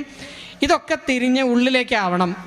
പുറമേയുള്ള കാഴ്ചകളല്ല, ഉള്ളിലേക്കുള്ള കാഴ്ചകളാണ് കാണേണ്ടത് എന്ന ബോധ്യത്തിൽ ഇന്ദ്രിയങ്ങളെയൊക്കെ ഉള്ളിലേക്കാക്കണം. ഉള്ളിലുള്ള ശബ്ദങ്ങളെ കേൾക്കാറാവണം, ഉള്ളിലുള്ള രസങ്ങളെ ആസ്വദിക്കാറാവണം. ഇങ്ങനെ ഇന്ദ്രിയങ്ങളെ പുറമേക്ക് തിരിഞ്ഞിരുന്നിരുന്ന ഇന്ദ്രിയങ്ങളെയൊക്കെ ഉള്ളിലേക്ക് തിരിക്കുക എന്നുള്ളതാണ് ഉപരതി എന്ന് പറയുക. ഇങ്ങനെ ഉള്ളിലേക്കാക്കണം. അങ്ങനെ ഉള്ളിലേക്ക് ഇന്ദ്രിയങ്ങളാക്കി ഇതിൻ്റെ ഉള്ളിലിരിക്കുന്ന ഈ ഇന്ദ്രിയങ്ങളെയൊക്കെ നിയന്ത്രിക്കുന്ന മനസ്സിനെ ശുദ്ധമാക്കണം. മനസ്സെങ്ങനെയാണ് അശുദ്ധമാവുക? ഇന്ദ്രിയങ്ങൾ വഴി നമ്മുടെ ഉള്ളിലേക്ക് വരുന്ന സകല വികാരങ്ങളും വിചാരങ്ങളും ഈ മനസ്സിലാണ് ഇരിക്കുക, ഇല്ലേ? അത് അശുദ്ധമാവാൻ വേറെ ഒരു കാരണവും വേണ്ട. ഈ ഇന്ദ്രിയങ്ങളെ കൂടി അകത്തേക്ക് വരുന്ന സകല വിഷയങ്ങളും മനസ്സിനെ ചീത്തയാക്കും. അതുകൊണ്ട് ഇന്ദ്രിയങ്ങളെയൊക്കെ ഉള്ളിലേക്ക് തിരിച്ചു വയ്ക്കുക. അപ്പോൾ പുറമേ നിന്നുള്ള വിഷയങ്ങളൊന്നും ഉള്ളിലേക്ക് വരില്ല. അപ്പോൾ മനസ്സ് ഇന്ദ്രിയങ്ങളുടെ നിയന്ത്രണത്തിൽ നിന്ന് വിട്ട് ആ മനസ്സ് നമ്മുടെ നിയന്ത്രണത്തിലായി. ആ മനസ്സിനെയും കൂടി നിയന്ത്രിക്കുന്ന ബുദ്ധിയെ ഉറപ്പിച്ച് നിർത്തുക. അത് പല സ്ഥലത്തേക്ക് ചാഞ്ചാടി പോവാതെ ഉറപ്പിച്ച് നിർത്തുക. അതിന് പറ്റുന്ന ഒരു ആസനത്തെ തിരഞ്ഞെടുക്കുക. അതിന് മയൂരാസനം തന്നെ ചെയ്യണമെന്നോ അർത്ഥപുണ്ഡ്രാസനം തന്നെ ചെയ്യണമെന്നോ നിർബന്ധമില്ല. സുഖമായിട്ടിരിക്കാൻ പറ്റുന്ന ഇരിപ്പിടം ഏതാണോ അതിനെയാണ് ആസനം എന്ന് പറയും. സ്ഥിരം സുഖമാസനം എന്ന് പതഞ്ജലി പറയും. സുഖമായിട്ടിരിക്കാൻ പറ്റുന്ന പൊസിഷൻ ഏതാണോ അങ്ങനെ ഇരിക്കുക. അങ്ങനെ ഇരുന്നു കൊണ്ട് ഈ ഇന്ദ്രിയങ്ങളെയൊക്കെ ഉള്ളിലേക്ക് തിരിച്ചു വെച്ച് മനസ്സിനെ നിയന്ത്രിച്ച് ബുദ്ധിയെ ഉറപ്പിച്ച് നിർത്തിയിട്ട് ഈ ദേവിയെ ചിന്തിച്ചു തുടങ്ങുക. അങ്ങനെ ചിന്തിച്ചു തുടങ്ങുമ്പോഴാണ് ദേവിയുടെ സ്വരൂപം എന്താണെന്ന് അറിയണ്ടേ. ഏതെങ്കിലും ഒരു സ്വരൂപത്തിലേക്കല്ലേ നമുക്ക് മനസ്സിനെ ഉറപ്പിച്ച് നിർത്താൻ പറ്റുള്ളൂ. ഒന്നുമില്ലാത്തൊരു ശൂന്യതയിലേക്ക് എങ്ങനെ മനസ്സിനെ ഉറപ്പിക്കാൻ പറ്റും? അതുകൊണ്ട് ദേവിയുടെ നമ്മൾ ഇന്ന് കാണുന്ന ലളിതാ പരമേശ്വരിയുടെ ഏറ്റവും സുന്ദരമായ ഈ സ്വരൂപം ഉണ്ടല്ലോ, ഈ അവതാര സ്വരൂപത്തെ ഉള്ളിൽ സങ്കല്പിക്കുക.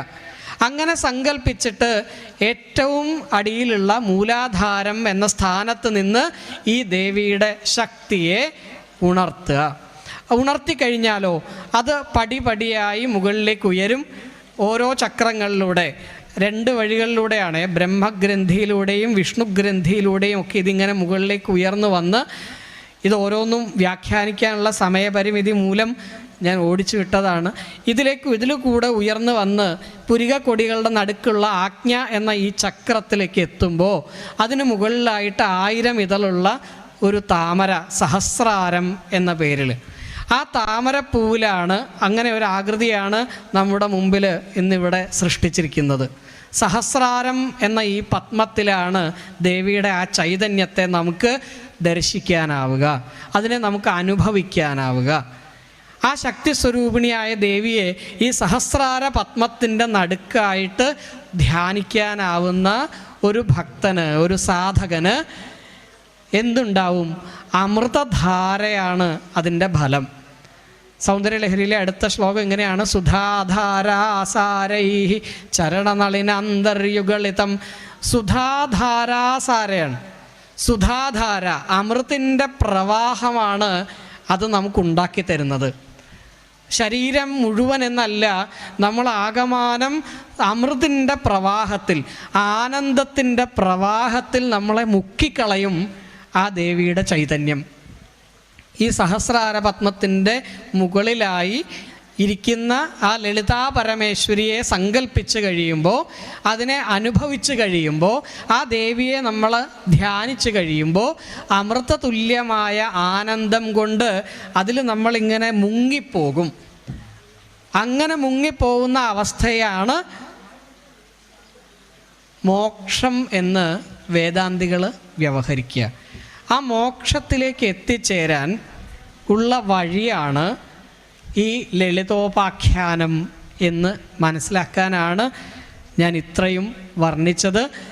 ഈ കഥയുടെ ഉള്ളിൽ, ലളിതാ പരമേശ്വരിയുടെ ഈ കഥ, ഭണ്ഡാസുരൻ എന്ന അസുരനെ വധിച്ച് എല്ലാ ദേവന്മാർക്കും സന്തോഷത്തെ ഉണ്ടാക്കിയ, ആനന്ദത്തെ ഉണ്ടാക്കിയ ആ ദേവിയുടെ കഥ എന്തിനാണ് നമ്മുടെ മുമ്പിൽ അവതരിപ്പിച്ചിരിക്കുന്നതെന്ന് ചോദിച്ചാൽ, ആ ദേവിയുടെ സ്വരൂപം എന്താണെന്നറിയാനും ആ സ്വരൂപത്തെ എങ്ങനെ ധ്യാനത്തിലൂടെ അറിയണമെന്നും അതിലൂടെ മോക്ഷത്തിലേക്ക് എത്തിച്ചേരാനും എങ്ങനെ സാധിക്കണം എന്നുകൂടിയാണ് വ്യാസഭഗവാൻ നമ്മുടെ മുമ്പിൽ അവതരിപ്പിച്ചിരിക്കുന്നത് ഈ കഥയിലൂടെ എന്ന് മാത്രം പറഞ്ഞുകൊണ്ട് എന്നെ ഏൽപ്പിച്ച ഈ വിഷയത്തെ ഇവിടെ ഉപസംഹരിക്കാൻ ആഗ്രഹിക്കുന്നു.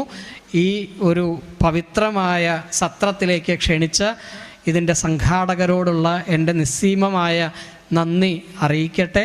എന്നെ ഇത്ര നേരം സാഗൂതം ശ്രവിച്ച എല്ലാ സജ്ജനങ്ങളോടും എല്ലാ ഭക്തരോടുമുള്ള എൻ്റെ കൃതജ്ഞത അറിയിക്കട്ടെ. ശങ്കരാചാര്യസ്വാമികൾ സൗന്ദര്യലഹരി അവസാനിപ്പിക്കുന്നത് ഇങ്ങനെയാണ്: സൂര്യനിൽ നിന്ന് ലഭിച്ച പ്രകാശം കൊണ്ട് സൂര്യനെ തന്നെ ദീപാരാധന ചെയ്യുന്നത് പോലെ ആ ഭഗവതിയുടെ കടാക്ഷം കൊണ്ട് എന്നിലേക്ക് എത്തിച്ചേർന്ന ഈ വാക്കുകൾ കൊണ്ട് ആ ഭഗവതിയുടെ തന്നെ ദീപാരാധന നടത്തിക്കൊണ്ട് ആ ലളിതാ പരമേശ്വരിയുടെ കാൽക്കലേക്ക് ഈ വാക്കുകളെ അർപ്പിച്ചുകൊണ്ട് എൻ്റെ ഈ പ്രഭാഷണത്തെ ഉപസംഹരിക്കട്ടെ. നമസ്കാരം.